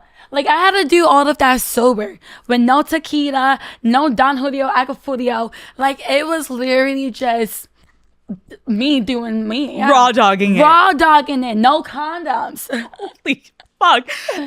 That's why like I have so much respect for Yeah. all of you women in these challenges, because Yeah. I'm like, oh my God, I would have to get into a serious fucking place in my head to go twerk on someone and make out with like 5 guys and be dead ass sober. Seriously. Okay, how much do the bombshells get to watch before you go in? Like, were you aware of who was coupled up with who at that point? So I was able to watch like a clip of some scenes, but not the full gist of it. And especially since I got on like early on in the beginning, I think it was like day 3 for Yes. me or day 4. I only got to see the beginning. So I didn't really see like how serious certain dynamics were at the time. Very clueless. Okay, you come in, who do you immediately have your eye on? Jeremiah with his symmetrical face. He has such a symmetrical face. Like, I never thought about it like that. he really does. So do you. Oh, really? Yes. Okay, I have a bad ear here that I'm hiding away. Stop. You literally did your hair today. That's what I for thought. your- I was like, wait, hold on. There's a reason why this side is always getting the side that's pooped. That's why we put her in this chair today. We didn't switch because we love her left ear, not the right ear.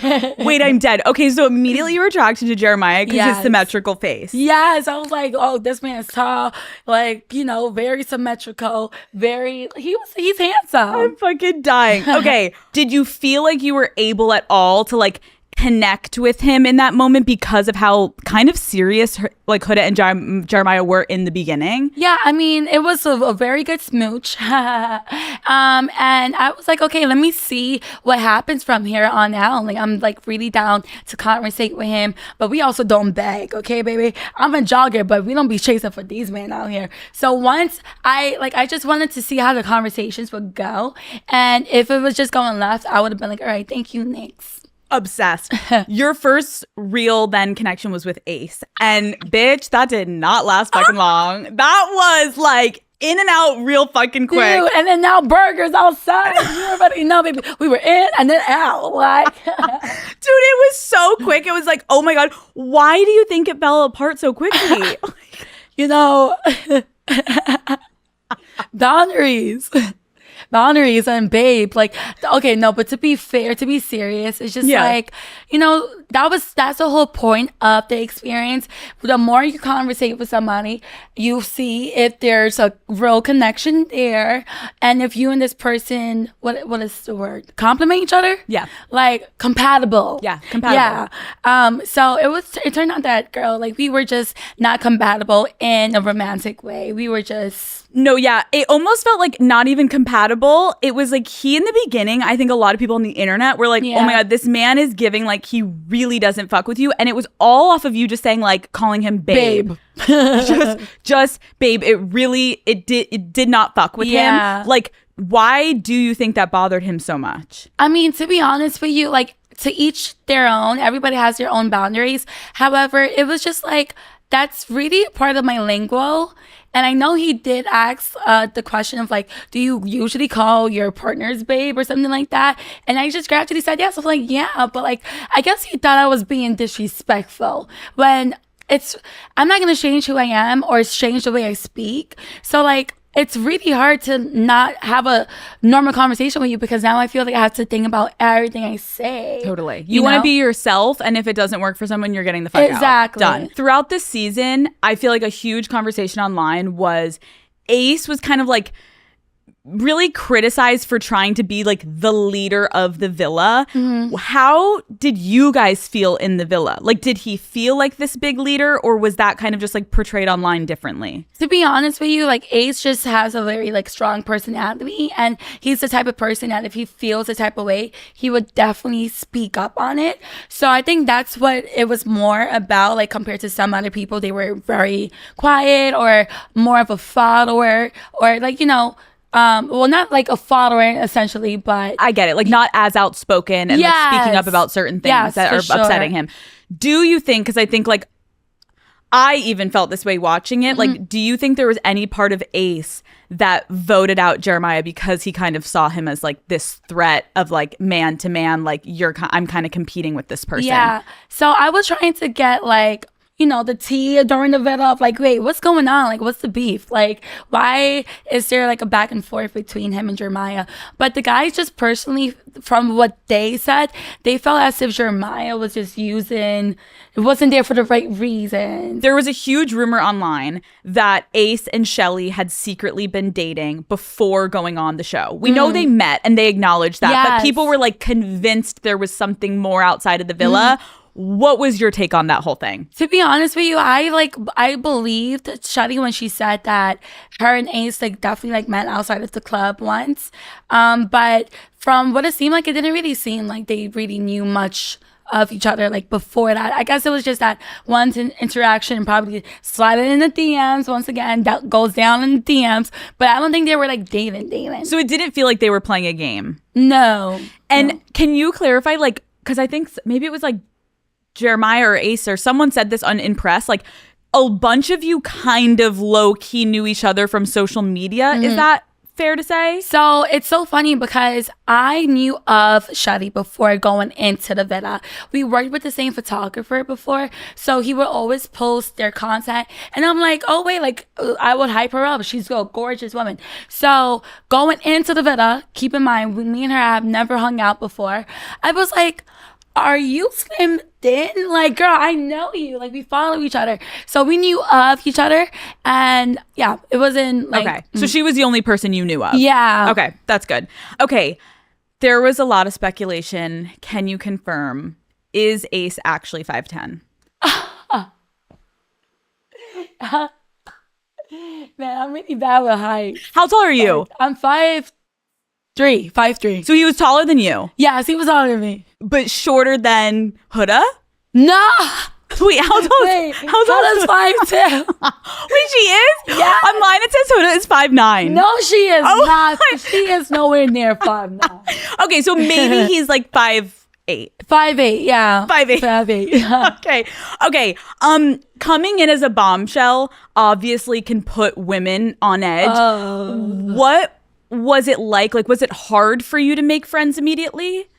You know, I would have to say the first couple of days were tough a little bit, you know, just coming in as a bombshell, like you said, people could be uneasy with that, or sometimes they already are in a couple. So it's kind of like you're taking away their quote unquote man or boo. So yeah, I remembered like the first couple of nights where I was sleeping, I like cried myself to sleep, and then somebody in the bedroom was like, is someone crying? And I'm like, no, it's just my allergies, bro. No. God forbid a girl has allergies. I was like in the bed, like just crying in bed, and then somebody was like, who is doing that? And I'm like, oh, bro, it's just allergies. waking up with my face all puffy because I'm just sensitive, like honestly, like, and obviously, like after a while, it didn't feel like that like anymore. But especially with the argument between Ace and I, and how I was probably portrayed, it was just like, damn, man, like I'll just go to my corner and be my own best friend. Dude, that makes me so sad for you. I wish I could have like hugged you while you're like sniffling. That makes me so sad. I think a big moment, obviously I know you and Hood are in a good place now, but when you first came into the villa, the tensions were high. And were you surprised at all by her reaction with the Jeremiah thing and you at all? Like surprised in a way. It was like, damn, like she really has strong feelings for him, you know, like, and I would always stand up for myself. So I don't think to be like confrontational or anything like that, but I definitely will hold my own ground. But just seeing how serious they were, I was like, damn, like, okay. You could like, that's yours. That's yours. Yeah. We saw her venting about you to the other girls saying, quote, that bitch is fucking messy. Did you know that? No. So after the challenge and you guys like kissing, she talked to the girls and was like, that bitch is fucking messy. Did she ever say anything to you about your situation with Jeremiah or no? No, not really. I mean, I remember one time we were getting dressed in a dressing room, and this was like day 2 for me. And the girls were just asking me, like, who are you going to talk to? So then I like slowly named the guys, and there was like a mic drop moment where I was like, and I'm gonna talk to Jeremiah. And then I just like looked at her straight in her face because she was like sitting on the floor doing her makeup to like see like what she'll say. And she was like, you can talk to him, you can explore him. So man, I like messy. Baby, we cleaned up that mess. Where's the broom? The broom was in the corner waiting for me. I think a lot of people thought, like, especially online, because we're not in the rooms with you guys, thought like, wow, Huda is intimidating. Like, we saw there was a moment with Nick where he was like, I'm so intimidated by you. Like, when you are in Huda's presence, like, is she intimidating? Like, what's the vibe? Girl, she is the funniest girl I have ever met. Like, the nicest girl. Very motherly, you know? She is a great mommy. So she just has that very nurturing side to her. And I know we did start it off in the rocky place. But, girl, sometimes friendships, the great friendships are like, starts from that. And eventually with time, it just was clear that we were really misunderstood, me and her, which made us bond to each other even more. Like you know, like if we just felt like nobody really understood how deep we are with our feelings, so we just bonded off of that, like going on forward. That makes sense, because I feel like a lot of watching of the villa, like you can tell there's certain people that gravitate towards each other. And I agree. I felt like you and Huda weren't that close in the beginning, but towards the end, you guys, even if we see like a shot of you guys behind whoever they're like filming, you guys are together talking, eating together. Like you guys kind of really got together, but I didn't know why. And that makes a lot of sense, because you guys had kind of similar situations in a way. Sure. Okay, we have to talk about another one of the biggest conversations online was what the fuck went down in the heart rate challenge. Amaya, everyone is like, did Huda take it too far? None of us were there. We couldn't see the angle. Do you think she took it too far with Ace? I mean, listen, whenever we do challenges, we just really go all in. Like, we don't have a TV, we don't have our phones. This is our entertainment. Like, we're like, okay, we're in an amusement park. Let's just go for the ride. So, you know, seriously. And listen, one thing about my girl is she's a great dancer. She knows how to, when she shakes that booty, it's an earthquake following through. So, you know, I believe that she really just had fun and you lost in the moment, like lost in the sauce. Like she's just having fun, you know? Yeah. She's twerking. It's all going down. I definitely don't think like she should have been like attacked or... Because I think a lot It's just a challenge. It's just a challenge. It's just a challenge until is it not a challenge? What's happening? I think what happened, because you guys don't get to see the edits that we watch, was like she got on top of him. And then basically why there was this conspiracy theory was we see her flip around, her ass is in his face, and then the next shot it's cut and she's like getting up. So everyone is convinced that she put her ass in his face. Dude. Can you confirm or deny? My mouth was to the floor watching the whole performance. I was also mesmerized by the booty. I was like, damn, there's a lot going on. I think it was definitely like face down, ass up, jiggly, jiggly. Like, Do you think Shelly was in the right for being upset, or was it taken too far? I would have to say I kind of a little like get Shuddy's point in a way, you know, like, okay, I guess you guys are having the strongest connection currently. But since you guys aren't officially closed off yet, then it's like fair game. Facts. Okay, I need to know, back to when I had asked you earlier, did you guys get to take shots? Is there music playing in this heart rate challenge, or is it dead fucking silent? We listened to the same song for like, No. I think 2 to 3 times. No. Yeah. Wait, can you play it for me and like sing it? Oh, girl, it was Nicki Minaj, Starships. No. Yes, let's shut this down. Okay, wait, at least it's Nicki Minaj. Yes, I thought it was about to be fucking elevator music. Oh, no. Oh my God, that would have been so, that would have been so funny. I think I would have not been able to take it serious. It's like do do do do do do do do do, and you're like shake that Shaking ass.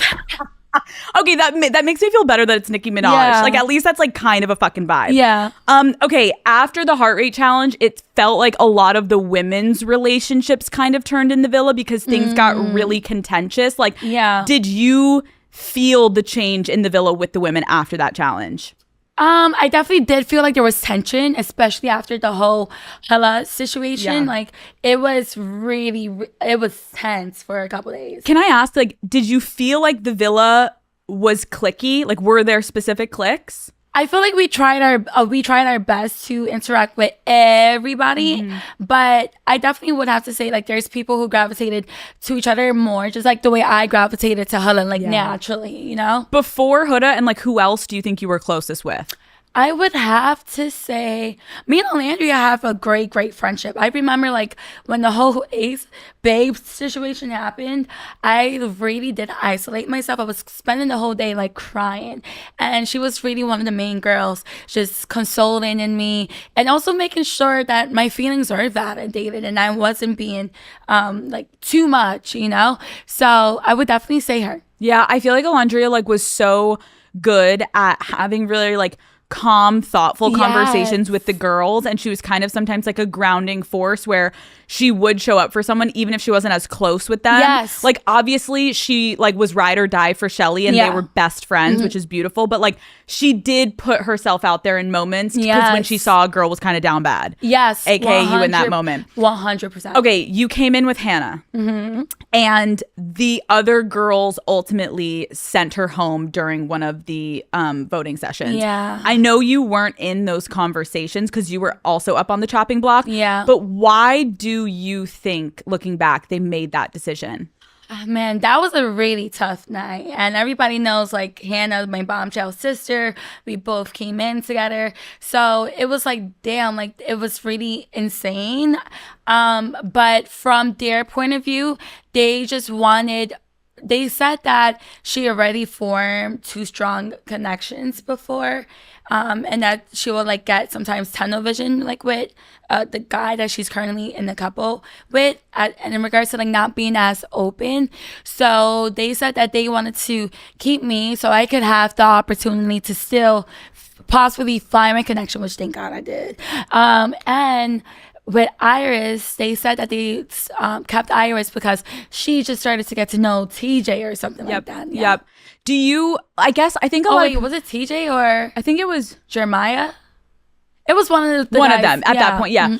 But like, what do you think about that? Because I think this season, was the first season that people were kind of being like penalized for having strong connections. Yeah. And then people were like voting people off that had strong connections, which I thought was the whole point of the show. But then the minute people had strong connections, people were like, okay, well then you're done. Get off the island. Like, it kind of was confusing. Like, did you guys have conversations more in depth that maybe we didn't see about like the way you guys were going to approach it? So when it came down to every elimination, like everybody had a different standpoints in regards to how they want to go about it. They said that it relates more on the people who are standing up there and what's going on with that.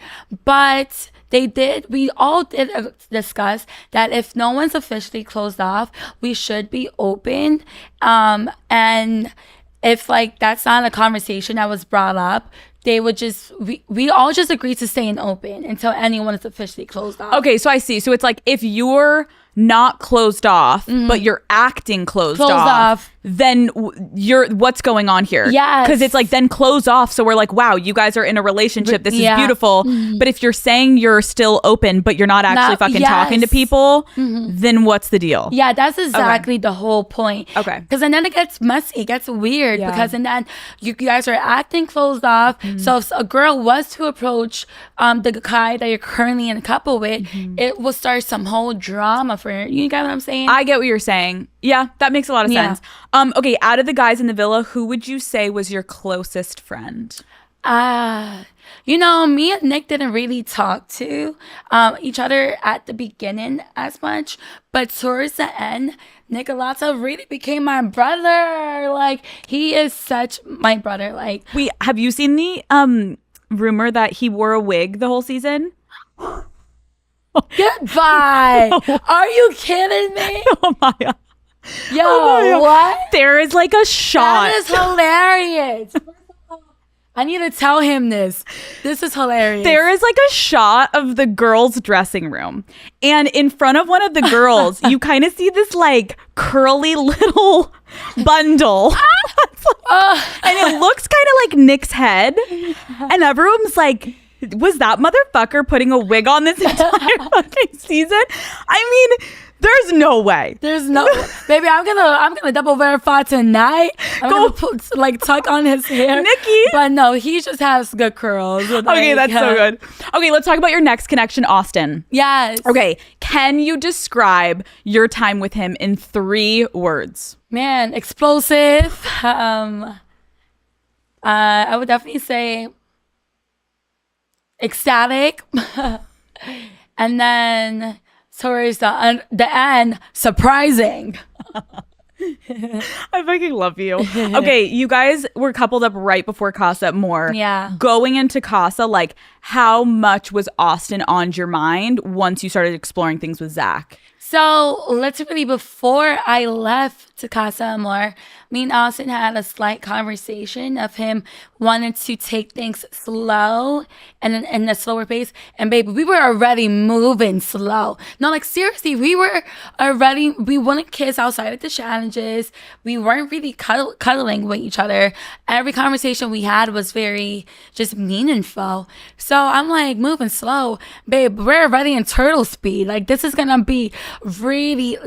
take up I was just confused. So with him saying that to me, going into Casa Amor, I was like, yeah, I'm definitely going to just be open, you know? You get into Casa Amor. Why do you think Zach ended up choosing you over Alondria at the Casa recoupling? So during that time, from what he explained to me, he felt like we have more of a romantic connection. And in regards to him being with Olandria, he felt like it was more platonic. So that's what he told me. Okay. Olandria was given a chance to stay in the villa by recoupling with Nick. How did you feel about the connection? Did you feel like it was genuine? Yeah. Okay. Yeah. Really? Especially with how they were in the villa prior to that, I feel like they definitely already had that friendship connection to begin with. So and then moving on forward, I know that him and her had smooches. So I'm like, okay, like I definitely love them together as a couple. Okay, we need to talk about the Standing on Business challenge. Hidden Valley Ranch now comes in a new easy squeeze bottle.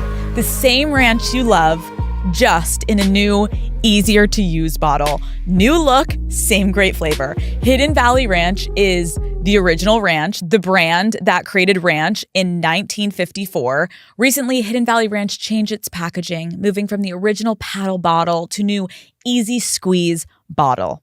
The new bottle offers a lot of benefits, including making it easier to just get the right amount of ranch out without making a mess and helping you get out every drop. Hidden Valley Ranch is America's #1 Ranch. Visit walmart.com/Hidden Valley for a new Easy Squeeze bottle of Hidden Valley Ranch today. Hidden Valley Ranch, only serious about flavor. Okay, we need to talk about the standing on business challenge. Girl. Sensitive gangster might come out. Hold on. She's about to start crying again. I'm going to fucking cry for you. When you walked up to your mailbox, what were you expecting to see on your end? I mean, I just really did. I was hoping that people would just be honest with me prior to that, because there was a lot of things I found out that night about how people felt that never once said it to my face. So with me, I'm not like that. I usually just say things to people how I feel. I don't wait for a challenge to do so.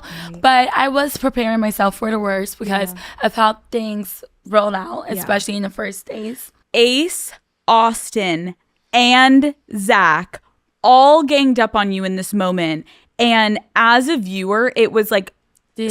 Amaya, it was so uncomfortable and upsetting to watch, especially just like as a woman, like woman to woman. I was like, somebody fucking go save this girl.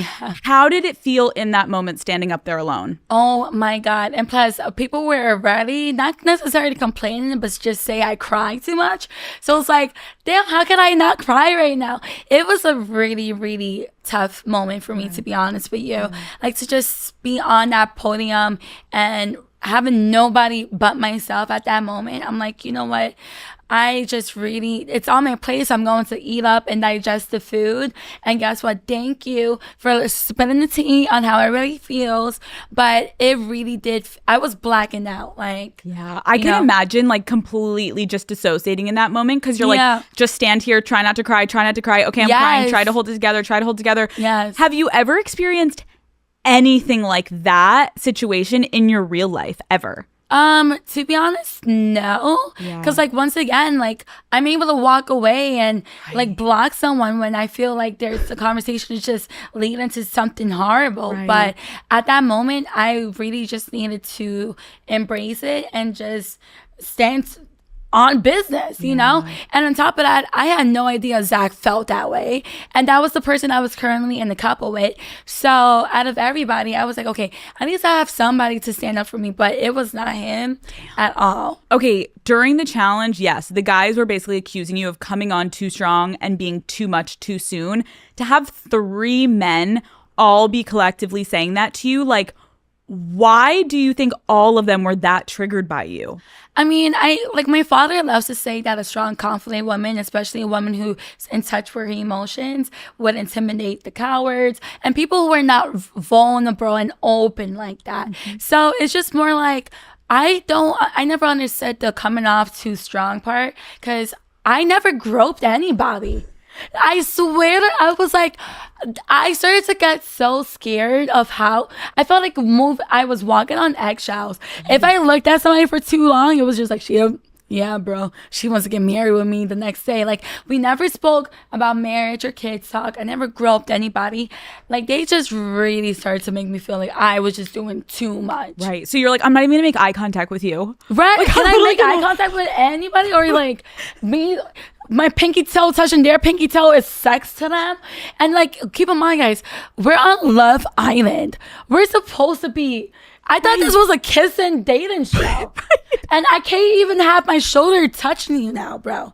Like, seriously. It's so facts. I was like, what is going on? Like, I thought I was going crazy. I'm like, yeah. Did I not know what I signed up for? Like, I know I'm a very open sexual girl and love her smooches, but nobody wanted smooches there with anybody. I will say I lost so much respect for all 3 of those men in that moment too, because I think there's one moment, yes, to voice your opinion. Yeah. But when you start to gang up on someone who is just standing there and getting it from every angle, like, read the room. Guess what? You're going to be on this island for a long time. You can have this conversation privately, but to publicly try to embarrass you, it just was so inappropriate. Throughout the season, you stood up for other women, but no one stood up for you in that moment. Yeah. Like, honestly, I don't know if it was just more of them letting the conversation just be done and be finished. But yeah, it was just like me, particularly, especially like me, like at that moment. But I remember when I walked off, Hala and another islander, I think it was Sierra. Yeah, they came in to comfort me for a little bit. But no, it was my voice against 3 guys. And baby, this voice was loud, okay? What do you wish someone of the girls just would have said? All right, guys, like, take it easy. Like, calm down. Right. Just calm down. It was really tough. But I'm telling you, like, out of this whole experience, my skin is so thicker now. Thicker than raw beef, okay? Like, or just burnt beef. Like, this skin is tough now, baby. Wait, Amaya, if you actually, like, now thinking back, like, why do you think no one stood up for you? Maybe they felt the same way, or maybe they just didn't want to get involved. Probably, I think that's what it was. They didn't want to probably get involved in the crossfire that was happening. But though I was taking the bullets like boom, boom, baby, I was KO. I had to walk away. I was game over. I was like, what the fuck? What the fucky is going on? Had roles been reversed and you were sitting and one of your girls was up there literally like verbally getting the shit beaten out of her, what would you have said? They would have heard me from across the room. I would have been like, actually, no, I have a question. Like, you're not going to be speaking to anybody like that, especially not one of my girls. Okay, you mentioned, and let's get to it, someone did stand up for you and speak up for you in that moment, Mr. Brian. How did that change the way that you saw him? I mean, like, initially, I always thought he was very cute, very, very handsome. But just hearing his voice, because I thought it was just like arguments and people just attacking me. And to the point where one moment I put my head down, I wasn't looking up. And then I heard him say, wait, hold on. And I looked up and I was like, my eyes just glowed, and I really did feel like he was my knight in armor that night, like just saving me. And after that, I did a double take, baby girl. I was like, what? Brian, you know what? I need to talk to you. Come over here. You're like, Brian, I bet if I kind of grazed toes with you, you would be turned on, okay? And you wouldn't think I'm trying to fuck you, though. We could have a nice conversation. Right. Because you're a grown-ass man.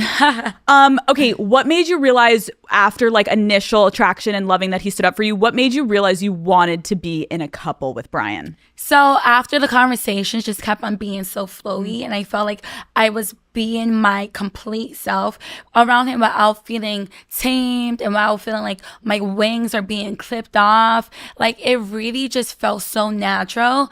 And I also felt like we had a lot of things in common. We come from the same background. So he like really do understands me in a different way, you know? So yeah, it really started off like from that. Okay, how did the night in the hideaway help strengthen your connection, honey? Oh, baby girl, it was steamy, all right? We were sweating. Like, it really was a great feeling to just have that private and intimate moment because, like, back in the villa, yes, you're able to have private conversations, but there's still people around. And, like, that just forced us to really be just us two. And, like, if we didn't want to conversate with each other, we have somebody else to conversate with. But now it was like, no, we actually do want to talk to each other. Like, we love talking to each other and being next to each other. And the next morning, before like heading back, I remember just sitting down by the jacuzzi with him, and we were just quiet. Like, it was beauty in the silence. Like, I really did feel like I found my best friend where I could yap away, or where we're having our quiet moments. It's like one of the best quality times with him. That makes me so happy for you because I relate to you, and like, I'm a yapper too. Yeah. I love talking and I could talk forever, but when you find someone that you can be so comfortable with that silence isn't awkward and you can just be still and yourself, that's a huge sign of like progress in a relationship, that you don't have to do the small talk. Okay, I have to ask, did he end up eating the kitty in the hideaway? Eat that kitty in the hideaway. I said, eat that kitty. Well, he definitely took some advice. We had a great night. You had a good time. Yeah. Did you feel like your physical chemistry was there? Oh, 100%. Love that for you. Okay, How often, aside from now the hideaway, like how often were people actually like hooking up and fucking in the main room? Dude, well, I don't know if it's like you guys caught on, but we did have a code word, journey. And it kind of traumatizes me now. Like when somebody outside be like, oh, a journey, I'm like, how dare you clutching my pearls. But like if we had a code name, but people were having journey, so for sure. And was it at all ever like awkward while you're all trying to go to bed and you're hearing like smacking noises? Like, dude, I'm like, can I sleep? We already don't get enough rest around here. But you know what's like, as you should, baby girl. Do you guys have sound machines or like earplugs? The earplugs were not plugging. Like, listen, seriously, those were low quality earplugs because we were so able to like hear things. And I'm like, dude, okay. Especially if there's a couple right next to you. I'm fucking dying. One of the biggest major turning points of the season that I think the internet truly felt, so I want to hear your take on it, was when America voted you as the most genuine and most trustworthy Islander. Yeah. As viewers, we felt like we watched everyone almost shift and kind of treat you really differently, Amaya, like after that moment. Did you feel the shift? I felt the shift a little bit, for sure. I mean, it was just like, okay, now you want to talk to me? Like, Period. you know, your girl be clocking it. We didn't have no watches over there, but baby, I clock certain tea. And it's like, don't talk to me now. I'm okay. School over. Like, right. Yeah. Like, I feel like one of the things that was actually infuriating me personally was like seeing Zach literally tell you that he was basically like disturbed that you tried to kiss him. Dude. And then he's trying to climb up on that fucking daybed with you, being like, honey. Girl, I was so confused. Somebody find me a map because I'm lost. Like, what the fuck? I mean, like, no, seriously. I was confused. He's a grown man. He can't tell me no. He kissed me. We were kissing back in Casa Amor. That's why I was, like, uncomfortable. Like, what? Right, That's you're a like, strong word. You literally came at me at the fire pit during the challenge. You're saying how uncomfortable you are around me. You don't want to be with me. You don't like me. Yes. And then America is like, by the way, motherfuckers, let us remind you who the fuck is the favorite since none of you know. yeah. We put you at number one and everyone, you see Ace's face and he literally is like, Ha ha. Ha. and everyone is like, oh my God, Ace and Zach specifically, it was like, let's watch you two Dude. try to figure out how to rearrange this narrative in your head. And let's see. And I was praying to fucking God you saw through Zach's bullshit. Oh, I saw, girl. Okay, good. I don't have 20/20 vision, but I have 20/20 vision at that moment, okay? It was like, dude, why are you trying to talk to me now? And then also, I feel like when the guys were like ranking me, it definitely was just projection. Like, they didn't have I'm like, name the reason. Like, name an example. No examples were being able to made. Like, That's so interesting. yeah, it was just projection. You don't need to name names, but like, did you feel some of the women also kind of be a little bit nicer? Some, yeah. Yeah. We don't need to throw shade, but we don't even need you to name it because as viewers, we clocked it. And I was like, Amaya, you better fucking stand on business now and remember who the fuck you are. Period. But I will say, I think, again, why America fell in love with you, Amaya, is because you can tell how genuine you are. The fact that you didn't tell that fucking Zach ass to be like, babe, we're done. Like, I know what game you're playing. You were still sweet to him. Yeah. You still even fucking apologized to him. I was gonna be like, Amaya, Girl. No. No. You apologized to him. Dude. And Ace, I was like, girl, I have to just give you your flowers for a second, but also remind women, like, I think sometimes we are the first people to apologize in moments because we want to make situations just feel like, let's just appease people and let's make it easy and let's not make it awkward. But it's like, why did you speak to both of them that way? Yeah. Because they were disrespectful and pushed you to the point that you then had to go back and defend yourself. Yes. And then you're being made the one that feels like you have to apologize first. Yeah. Bitch, fucking no. Girl. No, exactly. No. Seriously. Another huge moment. There were so many fucking huge moments. I love how people are like, I don't know about this season. Like, how many big fucking moments? We can't even get through enough. And I still have so much more to talk to you about. Okay. a huge moment this season was when Sierra abruptly left the villa. Yeah. Can you talk to me just from your perspective as an Islander, what went down? Dude, literally, we all started the morning together, and then out of nowhere, she did disappear, and we all were just asking where was Ciara. I remember asking, I was like, "Do you guys know where Ciara went?"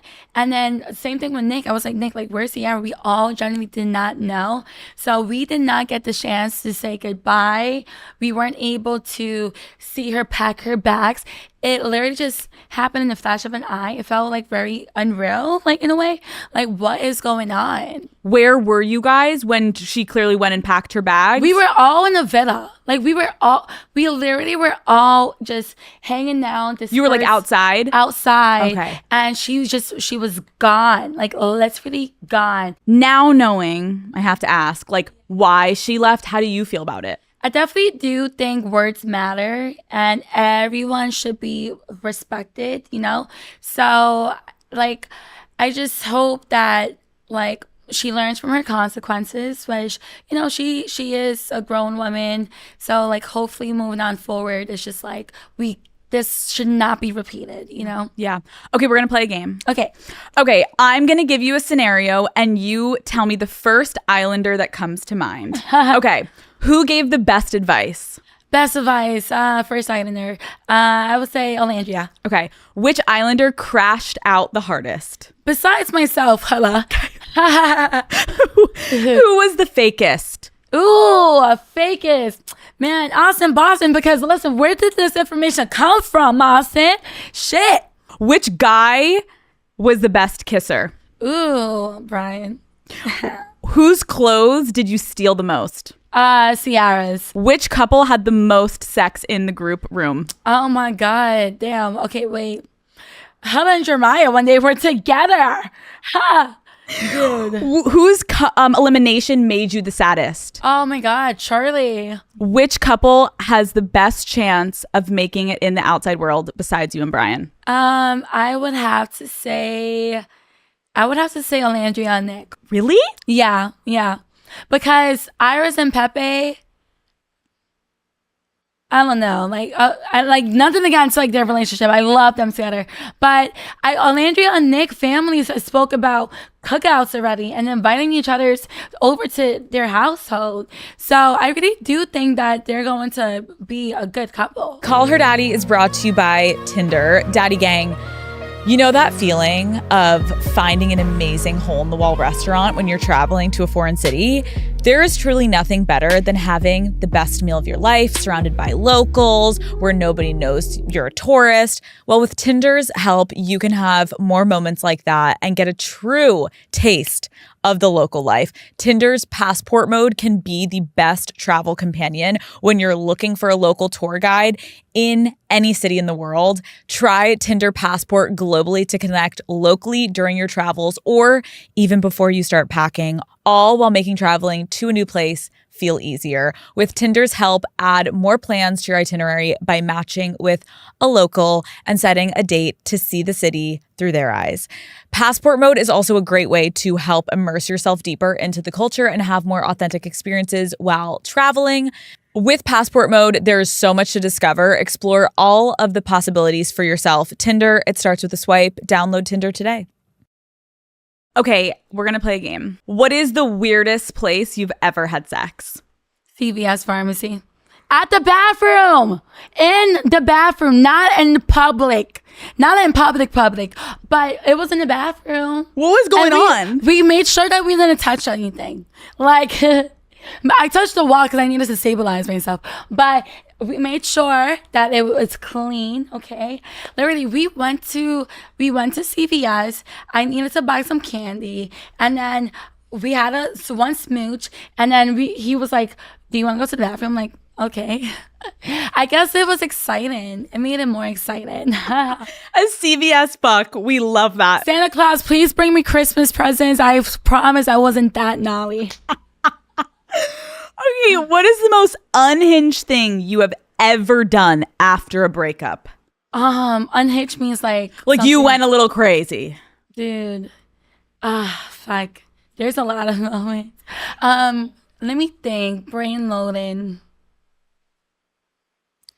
Oh, I think I called my ex-boyfriend's mom, and I'm like, "What happened to the son in your grave? How dare you raise a son like this?" And I'm That's like, so good. When you yeah. call the mom, you I called know. the mom, baby. I usually always get my like boyfriends at the times like mom's phone number. But yeah, I'm like, wait, no, mama, sit down. We have to have a talk, okay? What in the world?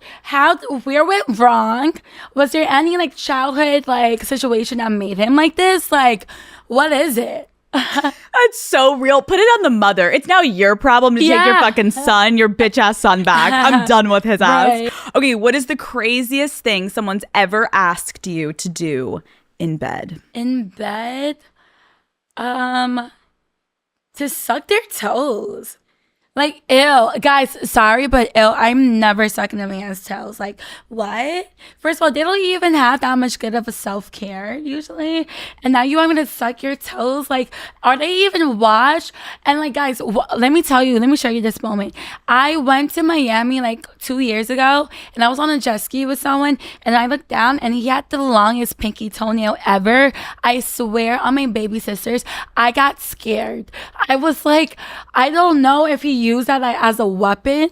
Like, if somebody's coming to attack him, he'll like just slice somebody with the pinky toenail. But girl, it was long and strong. And ever since then, I kind of do have a little bit of an ache when it comes down to guys' toes. Wait, were you hooking up with this man on the jet ski? We were just on the jet ski, right? And we were supposed to hook up. But when I tell you, I was like, girl, bring me back to shore right now. This is not okay. How the fuck you fit your feet in the sneakers?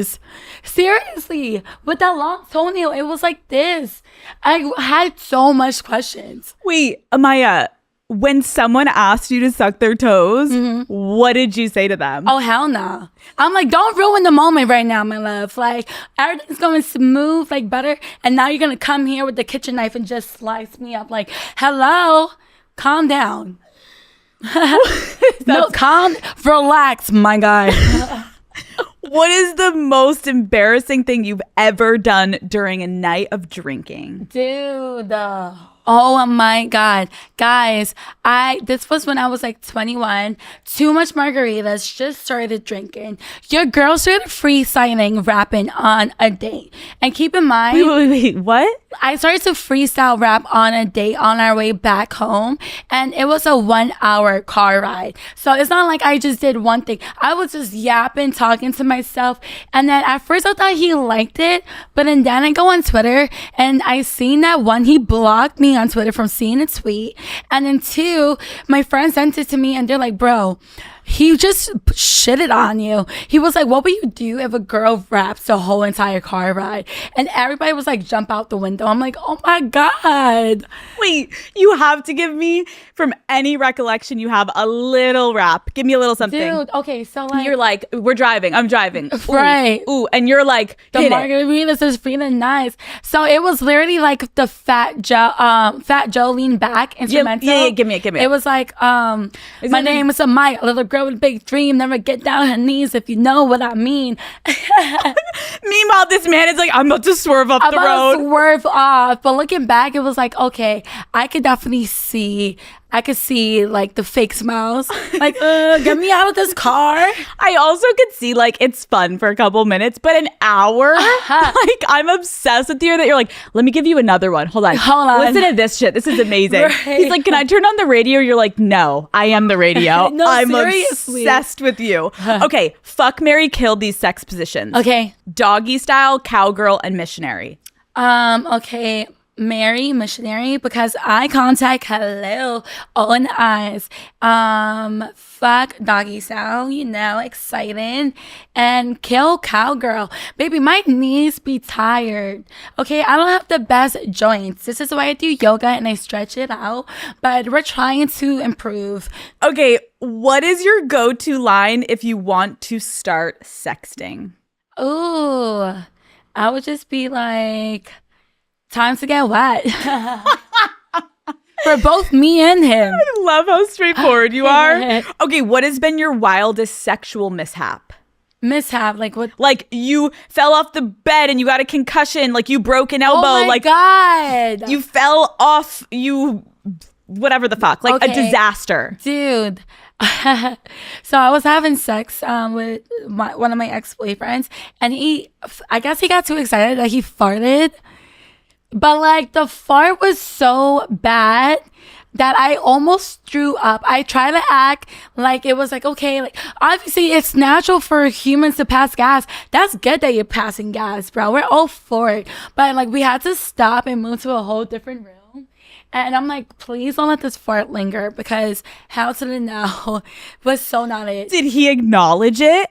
He was like, yeah, it was like, and I'm like, what the fuck is that? I'm sure that was not me queefing. So it had to come from something else. Why was it one of those like It was like a, like that, like literally short, but very, very impactful. Powerful. Dude, you know what's so crazy is like I feel like that, as shitty as it is, it's like if it's loud, it's yeah, literally it's kind of awkward if it's loud, but if it doesn't smell, you're like, okay, that was weird, pretend it was a queef, keep it moving. Yes. If it reeks, Dude, I don't know what he was eating that day, but boy, was it.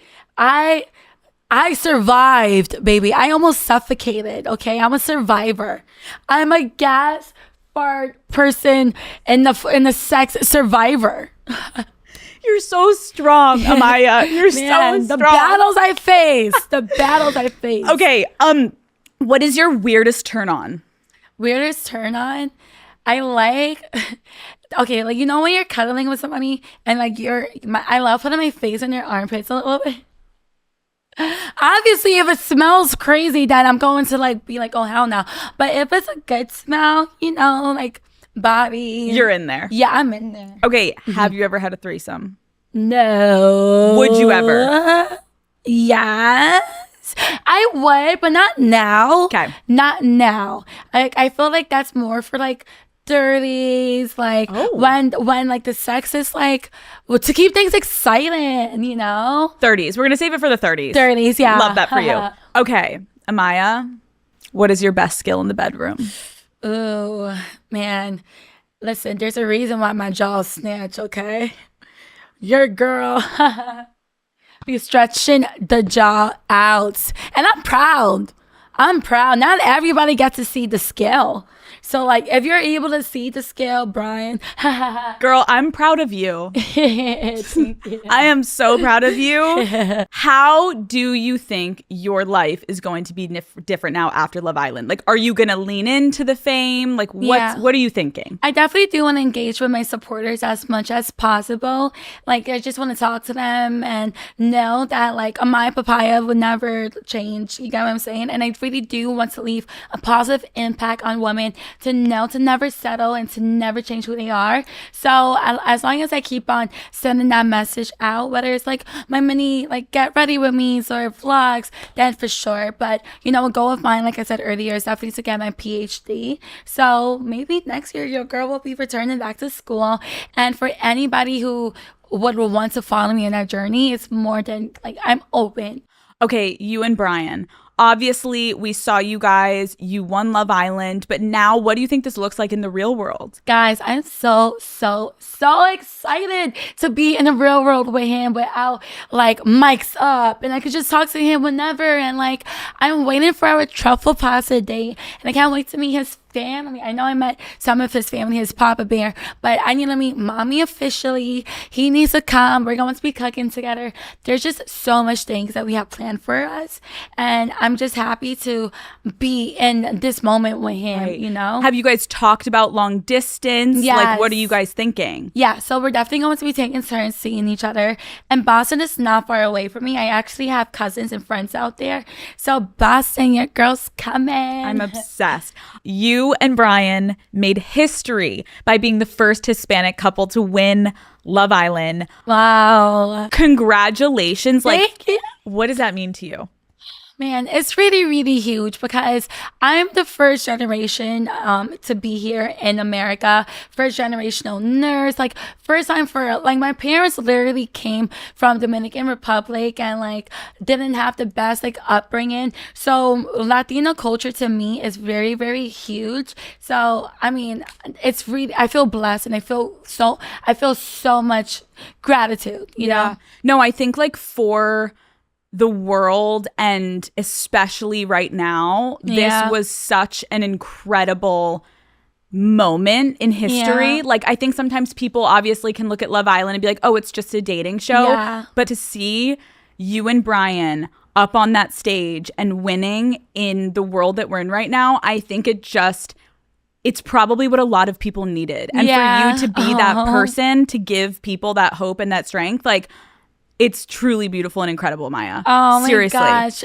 Like hearing this from you is really huge. So thank you Of course. so much. Of and course. we feel so supported and so loved. And I'm glad that I was able to, well, me and Brian were able to be a part of this. Can I ask you about just quickly, I know we don't have that much time, but like mental health. Yeah. I think sometimes people look at people on shows and we're all obsessed. We're like, we don't like this couple and we like this person. We don't like that person. But can you just kind of talk to me a little bit about what in maybe not as fun moments in the villa, like what did mental health look like in the villa and like struggles and just like how did people get through when things were dark, just to like understand for people watching, like this isn't all just fun and games, like we're real people. Yeah, like literally we're real people. We have feelings.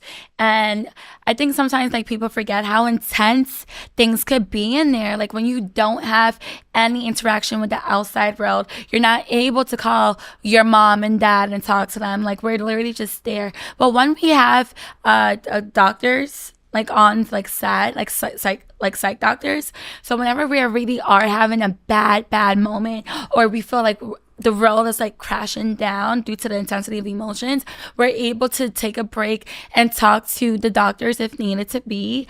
And everybody has their own way with navigating how they deal with their feelings. But one, for me, was just one, loving it out, and two, just going on a dog and feeling that fresh air and like just embracing Mother Nature. I'm going to do a couple rapid fire last minute questions and then we're ending. Okay. What is your take on BDSM? Oh, baby, we love that.